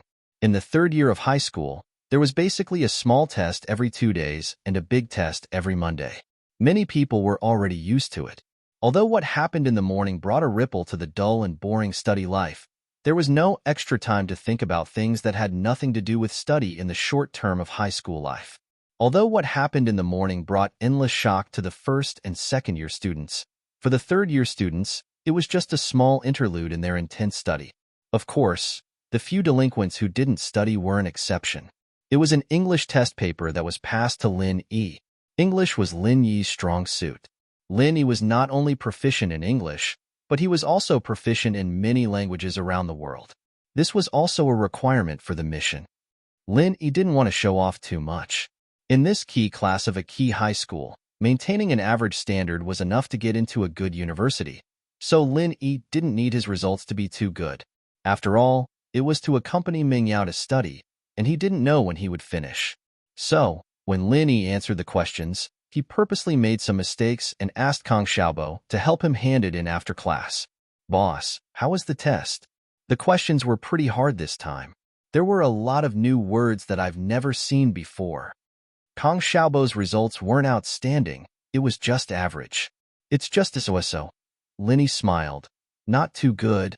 The education in the city is definitely better than in the village, so the questions will be more difficult. Kong Xiaobo thought that Lin Yi wasn't used to it yet, so he comforted him. It'll be fine once you get used to it. Okay, Lin Yi nodded. He couldn't explain much to Kong Xiaobo. Although Lin Yi felt that Kong Xiaobo was a good friend, he couldn't tell him about his own matters. After all, they weren't from the same world. During the second class in the afternoon, someone from the teaching office came to inform them that Jifeng was looking for Lin Yi, Pinliang, Gao Xiaofu, and Naipeo. Lin Yi didn't say anything and walked out of the classroom. Kong Xiaobo, on the other hand, was worried that the school would punish Lin Yi because of this. After all, it wouldn't be worth it if he got punished when he was about to graduate. But Lin Yi didn't think that way. First, he had something on Jifeng, and second, he was just accompanying the princess to study. The files were all fake, so he didn't care if they punished him or not. Pinliang's expression changed as he stood up after some hesitation. Xiaofu and Naipeo followed suit, walking out of the room as well. Pinliang stopped at the door and said to the two, "If Jifeng asks about what happened this morning, we'll just say we don't know anything. Just say that Heibao Bro doesn't know what happened with Lin Yi, and that we only know Heibao Bro. He asked us who Lin Yi was, so we pointed it out to him. The rest has nothing to do with us." Gao Xiaofu and Zhang Naipeo were worried that the school would punish them because of this. After all, their family backgrounds weren't as strong as Pinliang's. Pinliang might be fine, but they might become the scapegoats. They nodded immediately upon hearing Pinliang's order.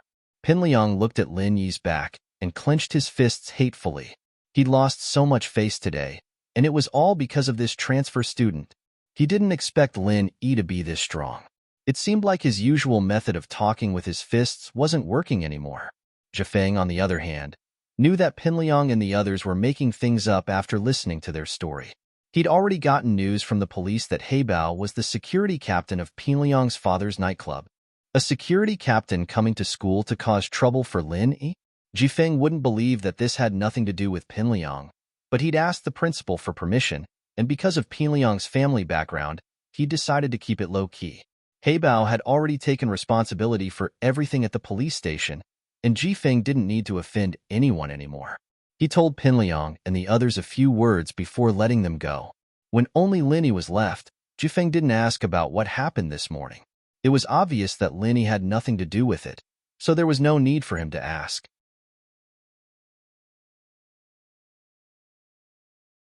Chapter 68. Bold and visionary words. Zhifeng knew that Peng Zhan had introduced Lin Yi to the school, and so he wanted to use this opportunity to get on Lin Yi's good side. After all, the 12th class wasn't just the 12th class, but the 12th class was also the 12th class. Moving Lin Yi to the 6th class would help him avoid further conflicts with Pinliang. Lin Yi couldn't help but laugh at the words. The guy was afraid that Pinliang and the others would cause trouble for him again. But Lin Yi's true goal was to keep Meng Yao company. If Meng Yao didn't change classes, he wouldn't be able to do so. Besides, Lin Yi didn't really care about Pinliang and the other clowns. They wouldn't dare cause trouble in front of him anymore. Thank you, Mr. Wang. I'm doing fine in this class. I just got used to the environment, and I don't want to change. Lin Yi rejected Wang Zhifeng's kind intentions. I see. All right then. Don't be too rash in the future. Just report to the school first. The school will take care of it. Wang Zhifeng didn't say anything else after Lin Yi's insistence. It seemed that Pinliang and the others would behave themselves for a while after this incident.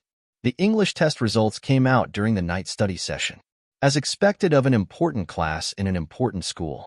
Even when Kang Xiaobo said that the test was a bit difficult, the total score was 150. There were quite a few students who scored above 130.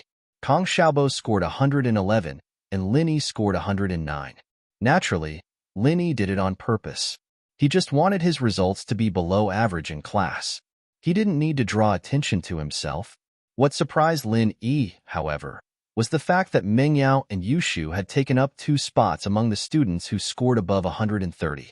It seemed that these 2 rich girls weren't idiots after all. Lin Yi thought to himself, "Boss, not bad. Your first exam result is not bad."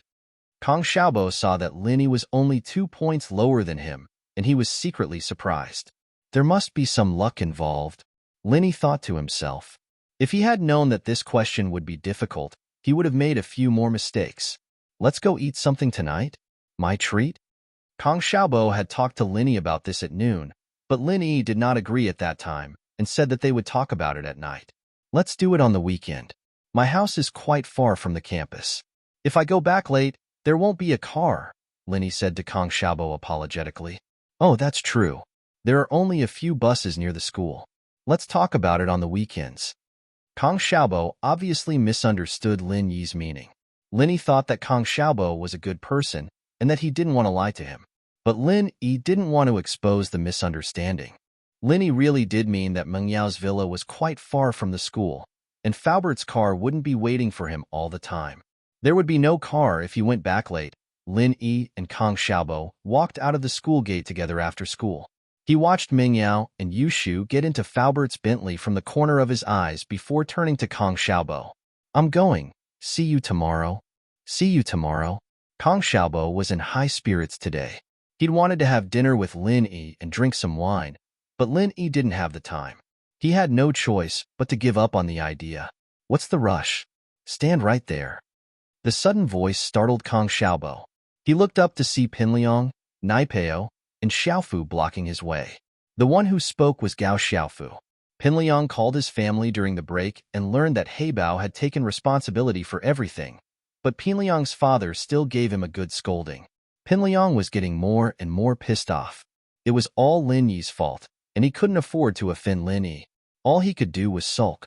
Xiaofu came up with a strategy. Since Lin Yi couldn't beat him right now, he could teach that Xiaobo beside him a lesson. The kid had been pretty cocky yesterday on the balcony, and now he'd gone up there and kicked Heibao bro in the crotch. Was he supposed to let him live if they didn't teach him a lesson? Pinliang's eyes lit up. He couldn't afford to piss off Lin Yi, but teaching that coward Kong Xiaobo a lesson would be good too. What? What are you guys doing? Kong Xiaobo had become a man these 2 days, but that was only because he had Lin Yi with him. He was the only one left, and he'd have to be tough even if he wanted to. It was obvious that the three were up to no good, and Kong Xiaobo felt a wave of fear rise in his heart.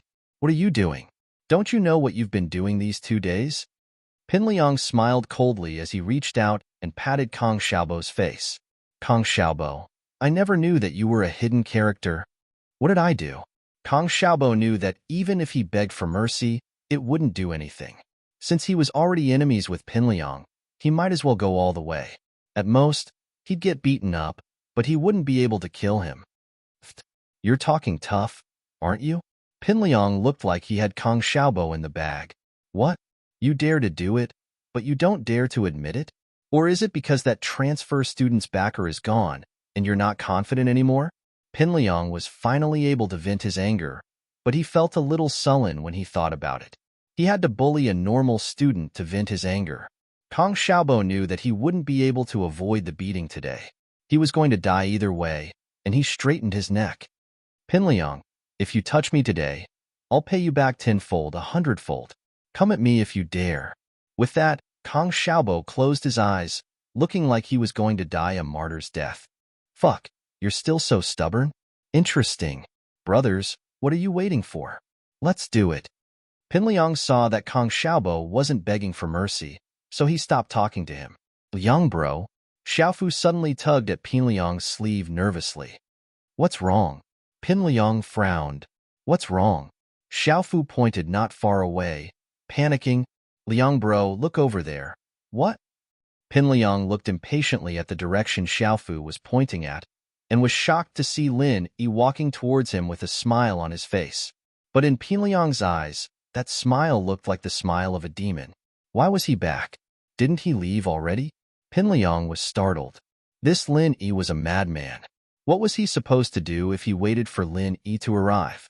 As humiliated and angry as he was, Pinliang didn't dare fight Lin Yi head-on. Fuck.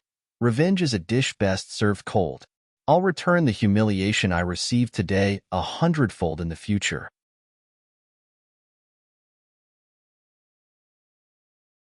Chapter 69. Chapter 69. Healing Plan. Pinliang didn't have time to explain as he turned and ran. Xiaofu and Naipeo saw that they weren't a match for Lin Yi, and so they turned and ran as well. Kong Xiaobo closed his eyes and stiffened his neck, ready to die a martyr's death. He waited for a long time, but Pinliang didn't move at all. He opened his eyes, confused, only to see the three running like rabbits, disappearing into a puff of smoke. Kong Xiaobo froze. What the hell was going on? Could it be that when he'd shaken his body, unleashed his king's aura, and said, I'll pay them back 10 times, 100 times in the future, he'd scared Pinliang and the others away? It couldn't be, could it? Didn't that make him the main character of a novel? A large hand landed on Kong Xiaobo's shoulder just as he was recovering from his shock. Kong Xiaobo jumped and turned around, only to see Lin Yi smiling at him. What are you spacing out for? Xiaobo paused when he saw Lin Yi. He immediately understood why Pinliang and the others had turned tail and run. It wasn't because he'd unleashed his king's aura, but because Lin Yi was here, and they'd run away. Let's go. There won't be any more cars later. Lin Yi patted Kong Xiaobo's shoulder before turning around and walking to the Faubert's parking spot. Lin Yi and Kong Xiaobo had separated earlier, and he'd noticed that Kong Xiaobo was surrounded by Pinliang and the others. Lin Yi, naturally, knew that Kong Xiaobo wasn't Pinliang's match, and so he went to help him. Kong Xiaobo took a deep breath, wanting to thank him, but Lin Yi was long gone. Kong Xiaobo clenched his fists, When would he become a man like Lin Yi? It had only been 2 days since he'd transferred here, and he'd already taught one of the big four Pinliang a lesson. Lin Yi returned to Faubert's Bentley, a frown on Meng Yao's face. She didn't say anything about Lin Yi getting in, but Yu Shu, on the other hand, smiled at Lin Yi. "Shield bro, you're pretty good." "Huh?" Pin Liang and the others turned and ran when they saw you. Yu Shu's words told Lin Yi that she must have seen him helping Xiaobo from the car. Lin Yi smiled, unsure of what to say. "See, Yao Yao? I told you Lin Yi's good at his job, right?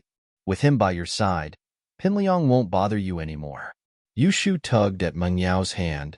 "He's not that much stronger than Pin Liang." Meng Yao himphed, puzzled. Was this Lin Yi really that good? Subduing Pin Liang in 2 days? He's probably just a little better at fighting. Lin Yi was already used to Meng Yao's attitude, and he didn't mind it at all. She was a miss, after all, and it was always hard to please. As long as she didn't find him an eyesore, it was fine. He was here for a mission, after all, and the reward was enough for him to eat for the rest of his life. Back in the villa, Lin Yi remembered the awkward scene from this morning as he looked at the tissue box on the living room table. Yu Shu was looking at him suspiciously, and Lin Yi knew that this wasn't good. She'd better not come up with something for him to do again. Lin Yi hurried back to his room. He'd looked up some books on medicinal properties and pharmacology in the bookstore today, and Lin Yi wanted to write them down while he still had an idea of how to treat Huaijuan. Huaijuan's entire body was in a mess under the effects of the medication. It was a combination of Eastern medicine and Western medicine. Huaijuan was fine for the time being, but the slightest change in his body could turn into a fatal injury. It was impossible to treat all the damaged organs in one go, and even old Lin didn't have the ability to do so. Besides, he'd learned all of old Lin's teachings. After taking Huaijuan's pulse today, Lin Yi had determined that the cause of Huaijuan's condition was a broken meridian. The meridians that connected the 5 viscera and 6 bowels of the body were broken, naturally affecting the function of the organs and leading to organ failure. Under these circumstances, Lin Yi decided to start with the damaged meridians first. As long as he could open up all the meridians, the organs would naturally recover. Huiping was only in his 20s, and his body wasn't in a failing phase yet. He could recover on his own. Lin Yi breathed out in relief after writing down a satisfactory prescription and treatment plan. Although Lin Yi was confident that he could help Huaijuan recover, he was still a little worried before he could come up with a feasible treatment plan. Lin Yi sighed. The art of dragon mastery he practiced wouldn't be so troublesome if he could let Huaijuan practice it. But he'd promised old Lin that he wouldn't tell anyone other than old Lin and his Shifu. Old Lin was Lin Yi's Shifu, but strictly speaking, he was more like a relative. Old Lin's skills weren't weak, but Lin Yi's killer moves were inherited from another Shifu. It was said that his Shifu and old Lin had gone through thick and thin together in the past, and that they'd been through life and death together. Of course, Lin Yi wasn't too clear about these things. He only knew a little about them. A soft sound came from outside the room, and Lin Yi's sharp senses picked it up. Putting away the prescription and treatment plan, Lin Yi quickly dashed to the door. But Lin Yi breathed a sigh of relief. It was Faubert delivering dinner, and that sound was probably Faubert opening the door. Lin Yi opened the door and walked out. "Faubert, Mr. Lin, dinner's ready." Faubert nodded to Lin Yi with a smile. Faubert left quickly after delivering dinner, and Meng Yao locked the villa's door. She glanced at Lin Yi, who was walking back to his room after helping Yu Shu lay out the food. She wanted to ask him to join them, but swallowed the words back down her throat. Lin Yi was already in his room while she was hesitating. Forget it if you don't want to eat." Meng Yao was a little angry. She'd asked him to eat with her yesterday, and now he'd gone back to his room? Lin Yi would have screamed injustice if he knew what Meng Yao was thinking, and it was precisely because he was worried that the little miss wouldn't be agreed. He'd helped Yu Shu lay out the food and went back to his room, waiting for the two of them to finish eating before he went back to his room. Lin Yi didn't mind the two anymore. It was just like Kang Xiaobo said, there was a line of boys who wanted to eat Meng Yao and Yu Shu's leftovers at school. "You're not going to ask Shield bro?" Yu Shu had wanted to ask Lin Yi to eat with her, but she wasn't sure if Meng Yao would agree. "Ignore him, we'll eat," Meng Yao said angrily at the thought. "Oh," Yu Shu said as she picked up her chopsticks. She pushed an open bottle of orange juice in front of Meng Yao all of a sudden. "Yao Yao, this is for me," You can have it. Meng Yao's face darkened at the sight of the orange juice, evidently remembering what happened 2 nights ago. She glared at Yushu. Shu, did you do that on purpose? Nah, I'm just being nice. Yushu blinked innocently with her big, watery eyes.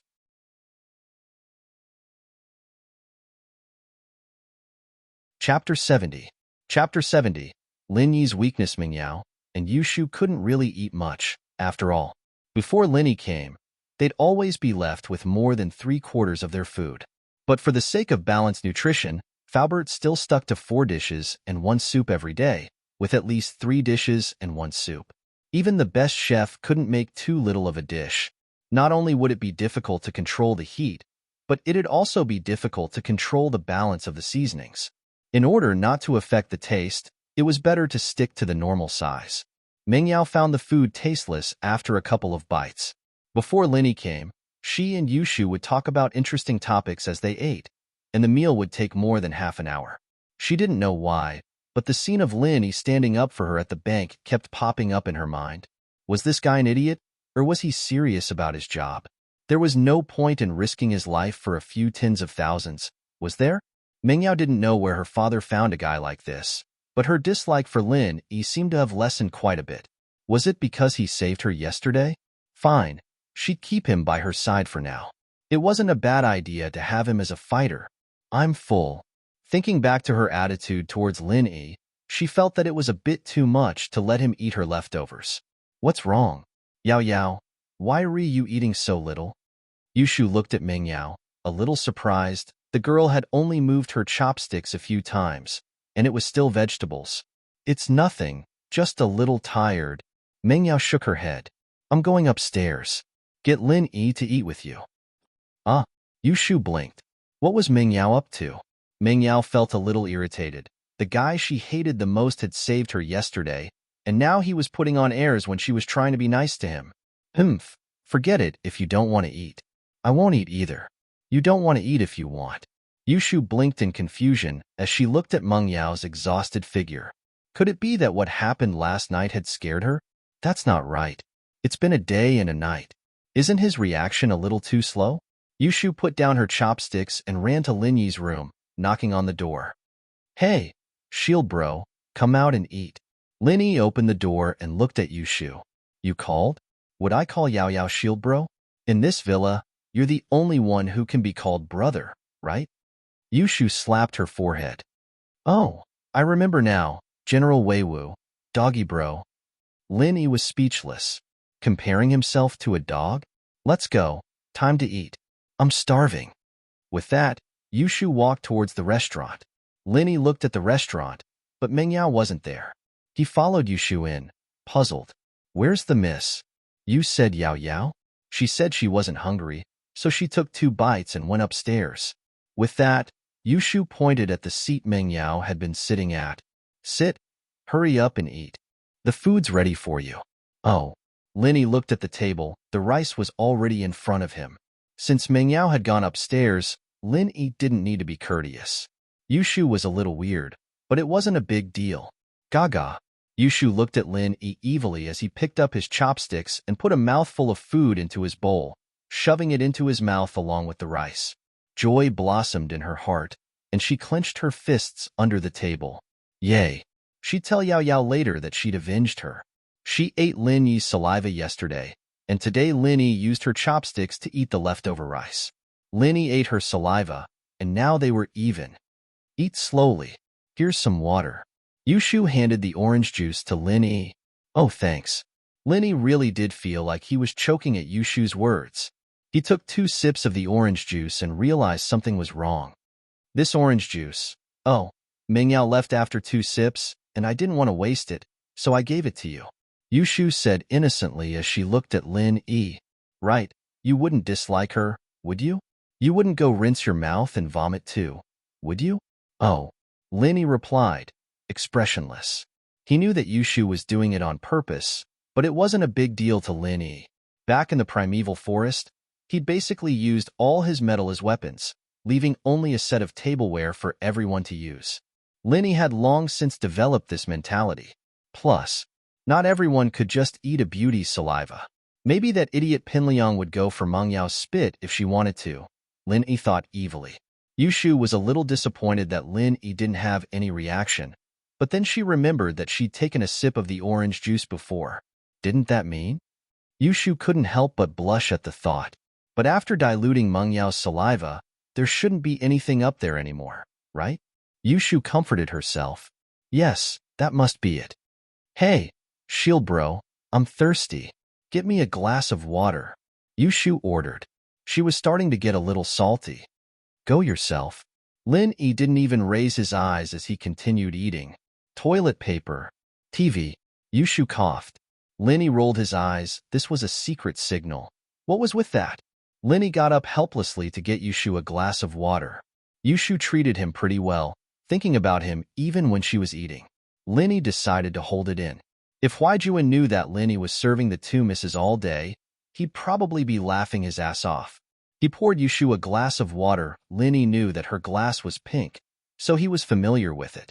Thanks, shield bro, Yushu said sweetly as she took the glass from Lin Yi. Lin Yi didn't say anything as he continued eating. Yushu was thinking that a little coquettish might make Lin Yi more willing, but she didn't think that she'd be showing it to a blind man. It seemed that in Lin Yi's eyes, the braised chicken on the table was prettier than her own. In actuality, Lin Yi wasn't blind. Who wouldn't be tempted by a beauty in front of him? But he was here on a mission, and this was just a short reunion. After the mission was over, everyone would go their separate ways, and they might not meet again for the rest of their lives. Lin Yi didn't want to leave too many emotional ties behind. Besides, he was arranged by Peng Zhan to accompany Meng Yao to school. What would happen if he messed with Meng Yao's best friend? One shouldn't be too much of a jerk.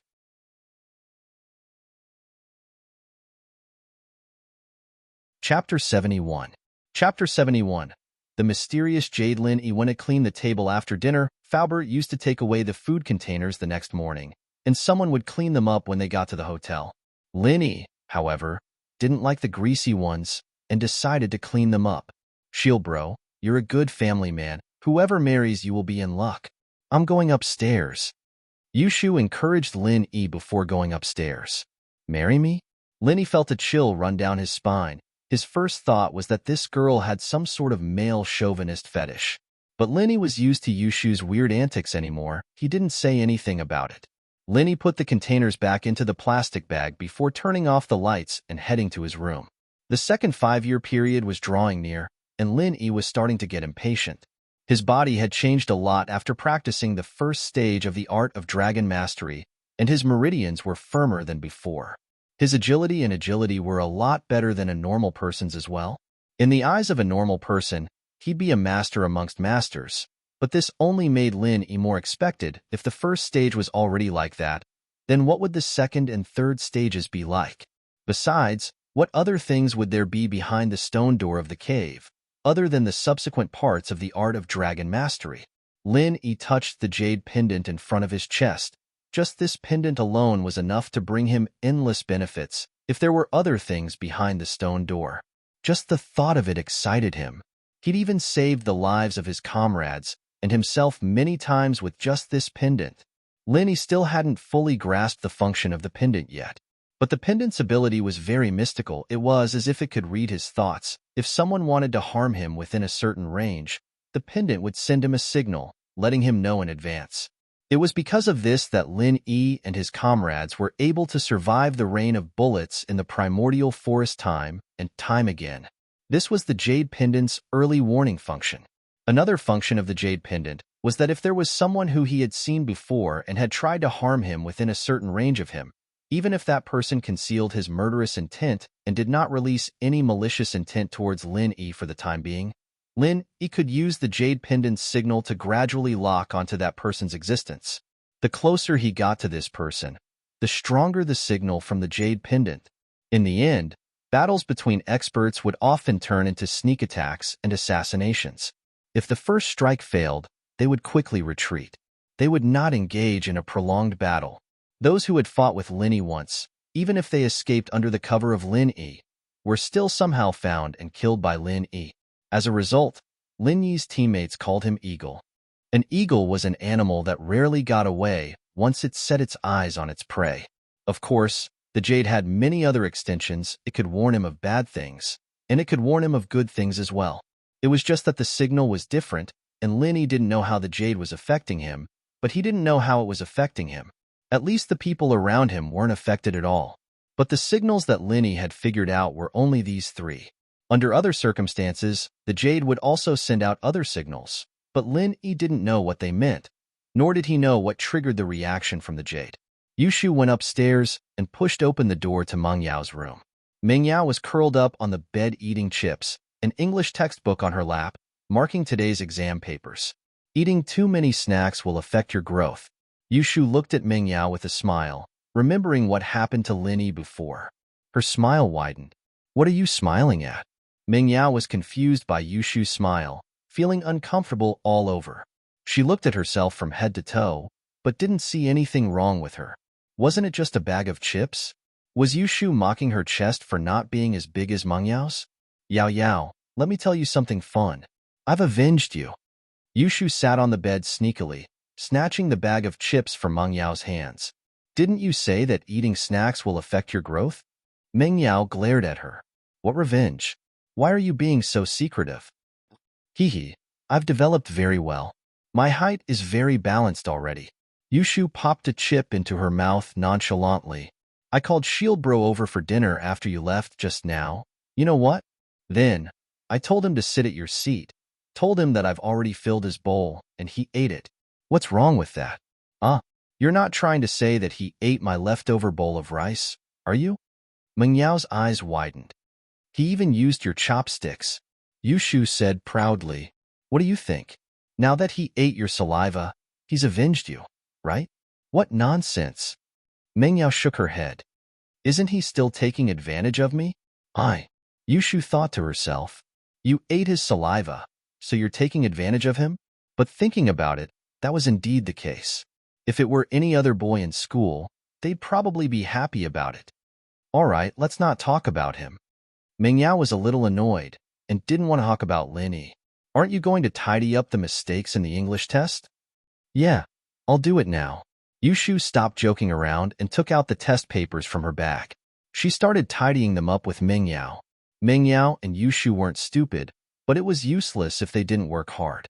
Meng Yao and Yushu were still working hard, especially since Meng Yao didn't want people to say that she'd gotten into a top class in a top school because of her family background. After tidying up the English test papers, the two went to study for other subjects. They were 12th graders, after all, and would be taking the college entrance exams soon. It wouldn't be hard for Meng Yao and Yushu to get into a top university with their family background, but it was different if they got in themselves. It wasn't early anymore, and Meng Yao yawned. Yushu, on the other hand, was a little sleepy as well. The two of them took a hot shower in the bathroom, and after watching an episode of Pleasant Goat and Big Big Wolf on their MP4, they fell asleep right after.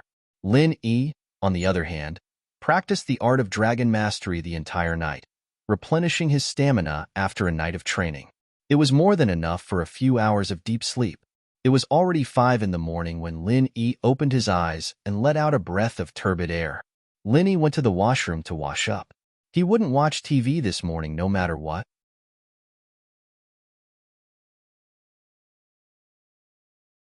Chapter 72.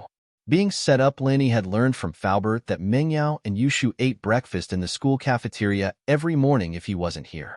Lin Yi, however, didn't mind the hassle of cooking. There was some leftover rice from last night, and Lin Yi planned on making egg fried rice. It wasn't much trouble at all. Lin Yi put on his clothes and left the room, heading towards the dining room. He opened the fridge and found a ham sausage and a couple of eggs. Lin Yi wasn't worried that these things would expire. Faubert would always check on them and buy some fresh stuff to keep in the fridge. The two princesses rarely cooked for themselves, but it was always better to have something prepared. Meng Yao could fry an egg for herself when she was hungry at night. He couldn't find any onions after searching for a long time. The price of onions had gone up ever since the tossing onions song, and Lin Yi had no choice but to give up on using onions. Egg fried rice was something Lin Yi always made at home, and it didn't take long before a pot of fragrant fried rice was ready. Lin Yi scooped a bowl for himself, quickly finishing it before tossing the bowl into the sink and putting it back on the rack.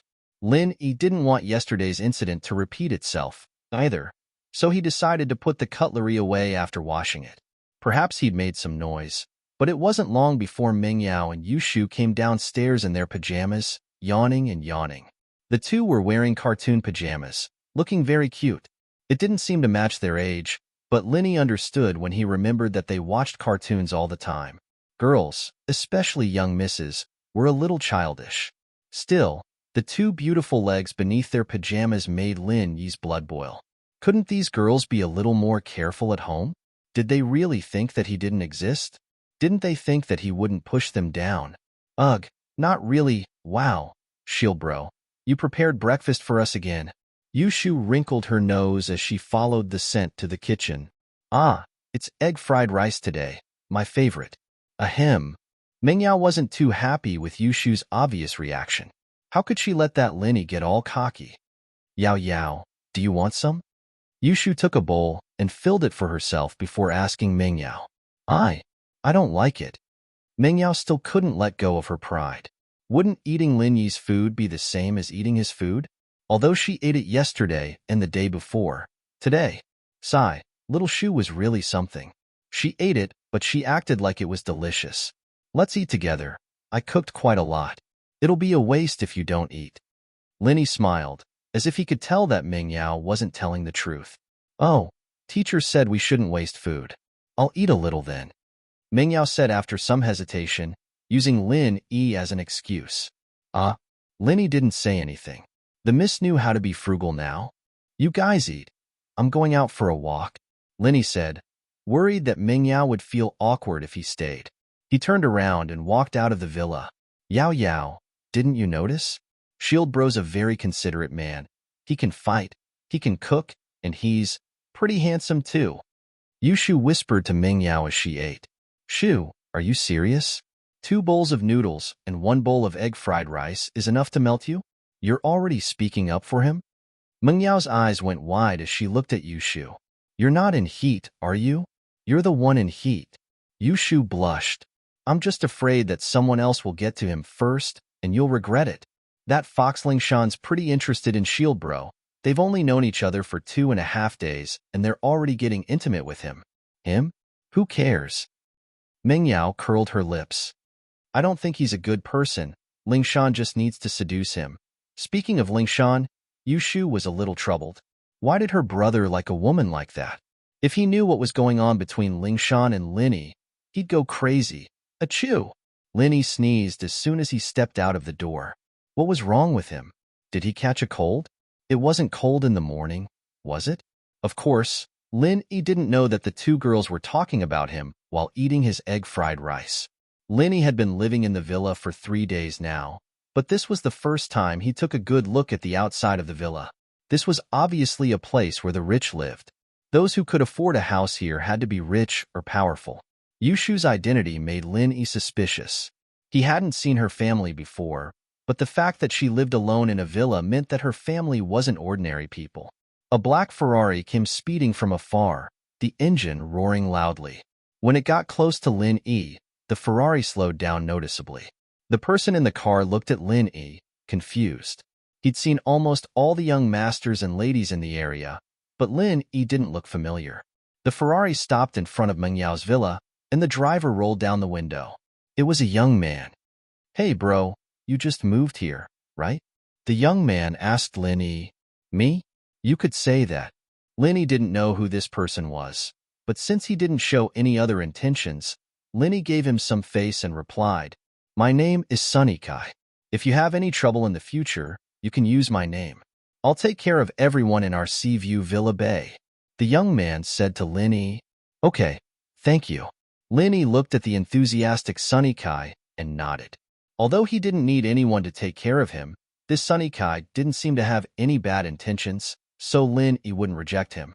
Sunny Kai saw that Linny didn't seem to have heard of his name, so he smiled faintly and didn't say much. Bro, I haven't been to school for a long time. I have to go today. Let's meet another day. Goodbye. Linny waved at him. Sunny Kai started the car and left. From Sunny Kai's words, Linny also roughly understood that this Sunny Kai was probably very popular in society. Because he and Lin Yi lived in the same villa area, he took care of the people in the villa area. However, this could also be seen as a kind of showing off. In any case, this Sunny Kai wasn't very annoying, and Lin Yi didn't show anything to him.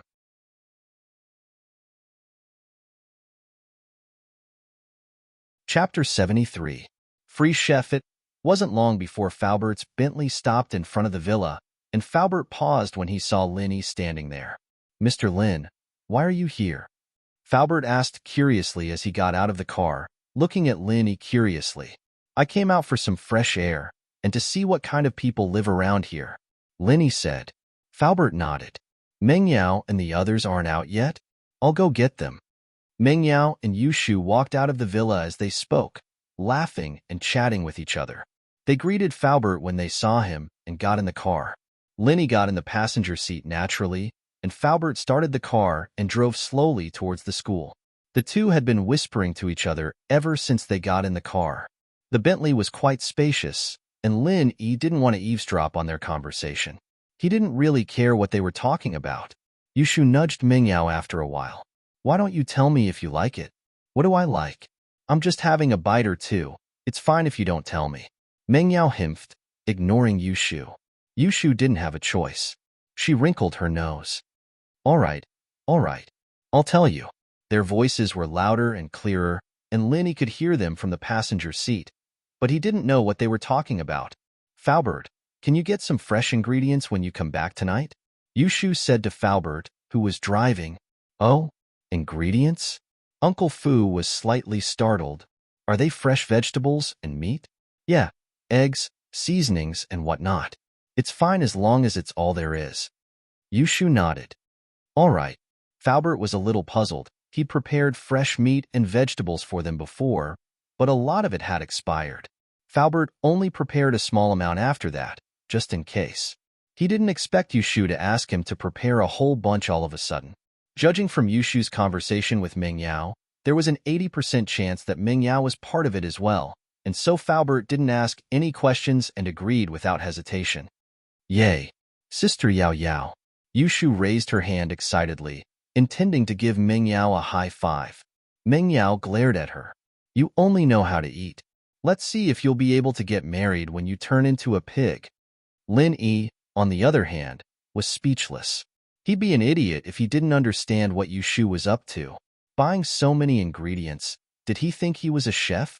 *ck his grandmother's leg. Wasn't he being wronged? Even a runny nose could be used against him. If word of this got out and his teammates heard about it, wouldn't they laugh their heads off? But it wasn't easy to explain, and the more he tried to explain, the worse it would get.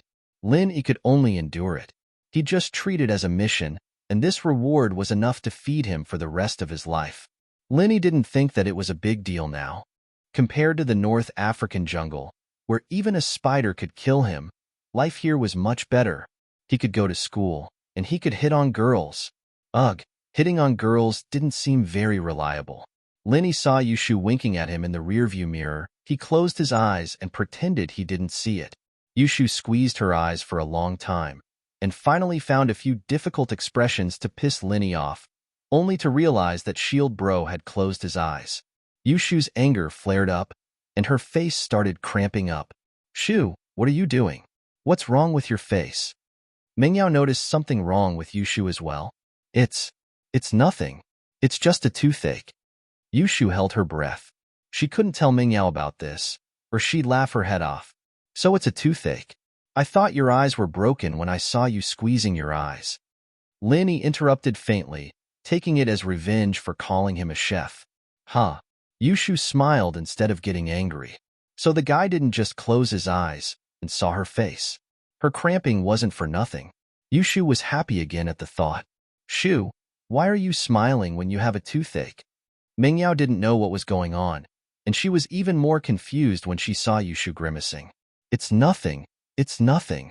Yushu waved her hand. The car stopped in an alley near the school, and Meng Yao stopped asking questions. The two got out of the car one after the other, and Lin Yi continued to sit in the car. According to the two, he had to avoid arousing suspicion.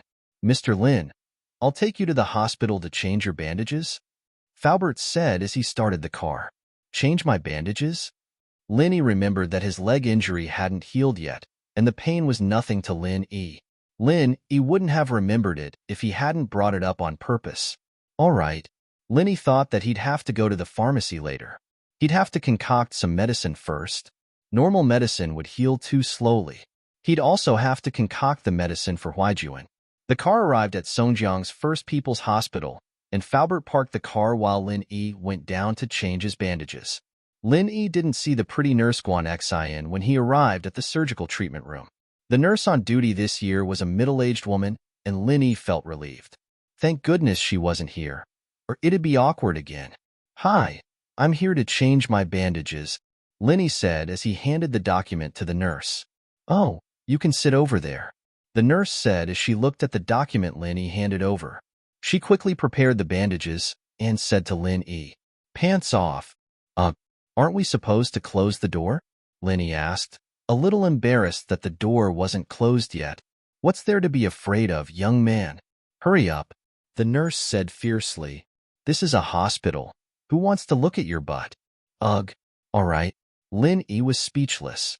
He thought back to how shy Guan Xian was yesterday. This nurse was probably a young girl back in the day, but time had turned her into a fierce ant. He wondered if Guan Xian would be the same in a few years. Lin Yi felt a chill run down his spine as he thought about it. His first impression of Guan Xian was pretty good. He had to admit, however, that the nurse was a lot more skilled than Guan Xian. She finished changing Lin Yi's bandages in no time and threw the cotton into the trash can. Done. You're recovering well, young man. Come again tomorrow and you'll be fine.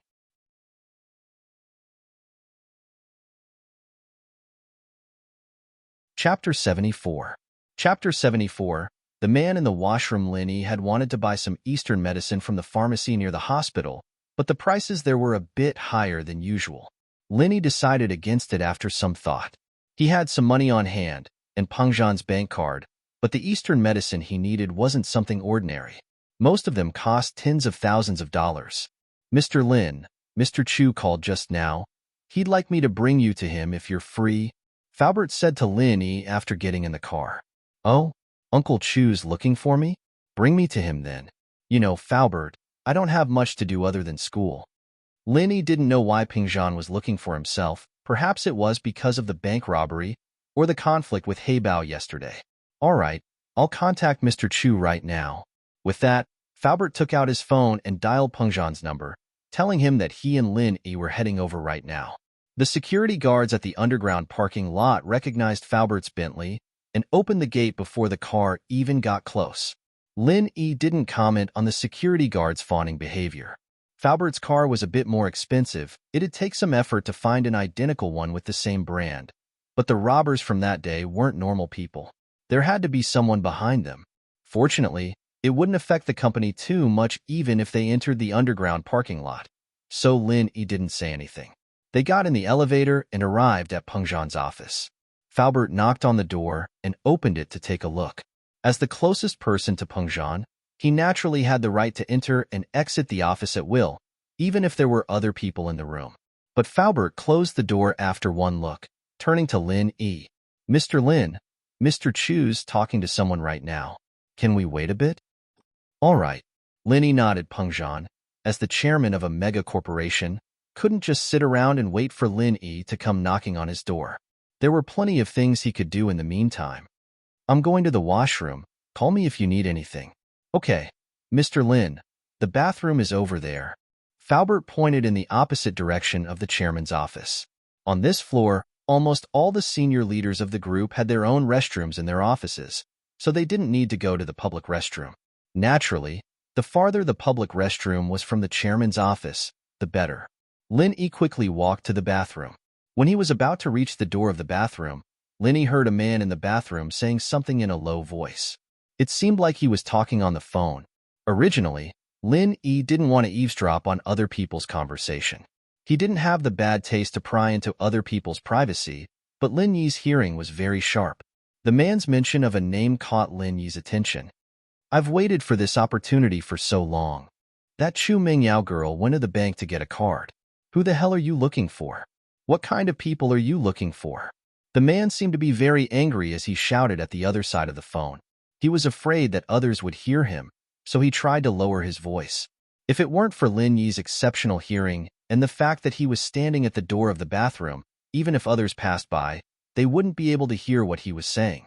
The man had mentioned Chu Mingyao's name a few times before, and it had already caught Lin Yi's attention. When he walked to the door and heard the man talking about the bank again, Lin Yi's heart skipped a beat. Lin Yi stood in front of the sink of the bathroom quietly, listening to the man's words. How can you ask me to cooperate with you if you can't even handle such a small matter? It's not a big deal. You just need to control that Chu Mingyao girl for a few hours. When they are discussing the contract with Peng Zhan, they just need to hint that Chu Mingyao's matter is related to you guys, and the contract would have been signed long ago. It's just a little hint. Even if that old fox Peng Zhan is angry, he'll swallow it for the sake of his precious daughter's safety. The man was obviously very angry. Humph, there shouldn't be any loopholes in this matter, right? What? You said that you don't know where the group of people you found are now? Motherf asterisk cur. How am I supposed to cooperate with a pig like you? The man cursed. All right, I'll get some information from the police station. You also need to deal with the tail as soon as possible. If you really can't, you understand what I mean, right? Ring dash, a sudden burst of classic Nokia music sounded, and the man in the bathroom stopped talking abruptly. It was obvious that he was shocked. However, the one who was shocked was Lin Yi. His phone rang, and Lin Yi smiled bitterly. It seemed like he had alerted the enemy. It would be very difficult for him to hear anything else. Just as Lin Yi thought, the man in the bathroom was really shocked. The public bathroom on the top floor was almost never used. This was because the leaders of the company who worked on this floor all had their own bathroom. No one would come here to use the bathroom. Only those who came from outside to work, and some workers would use the public bathroom. This was also the reason why he chose to make the call here. In many cases, this bathroom would be cleaned by cleaners in the morning and night, and almost no one would use it during the day. Lin Yi helplessly took out his phone and saw that it was Faubert's number. Lin Yi directly hung up and mumbled to himself, Junhua bro, it's Xiaoliang, Li Xiaoliang. I'm at Pingzhan Industries, but I couldn't find you. Which floor are you on? I'm already on the top floor. Don't all the executives of Xuanxi Industries work on the top floor? You're the business manager, so I came to the top floor to look for you. What? On the third floor? All right, I'll go down. I was just about to use the bathroom. What? The top floor is the territory of the big leaders? Forget it. I'm not going up, I'll go down first, Lin Yi said as he walked out of the bathroom and walked towards Chu Pengzhan's office. On the other hand, Faubert didn't think much when he saw Lin Yi hang up. After all, Lin Yi was just going to the bathroom. Seeing that he called, Lin Yi would definitely ask him to come to Chu Pengzhan's office. The man in the bathroom heard Lin Yi's words and instantly let out a sigh of relief. He muttered, damn it, he's just here for business. I was scared to death. Looking for a business manager, and he even came to the top floor? What a big manager, and he's still a leader. This person is also an idiot. Doesn't he know that the salespeople call themselves business managers to make themselves sound better? You're tuning in to the Warrior Lore YouTube channel. Don't forget to subscribe and join us on this journey to catch the most captivating stories.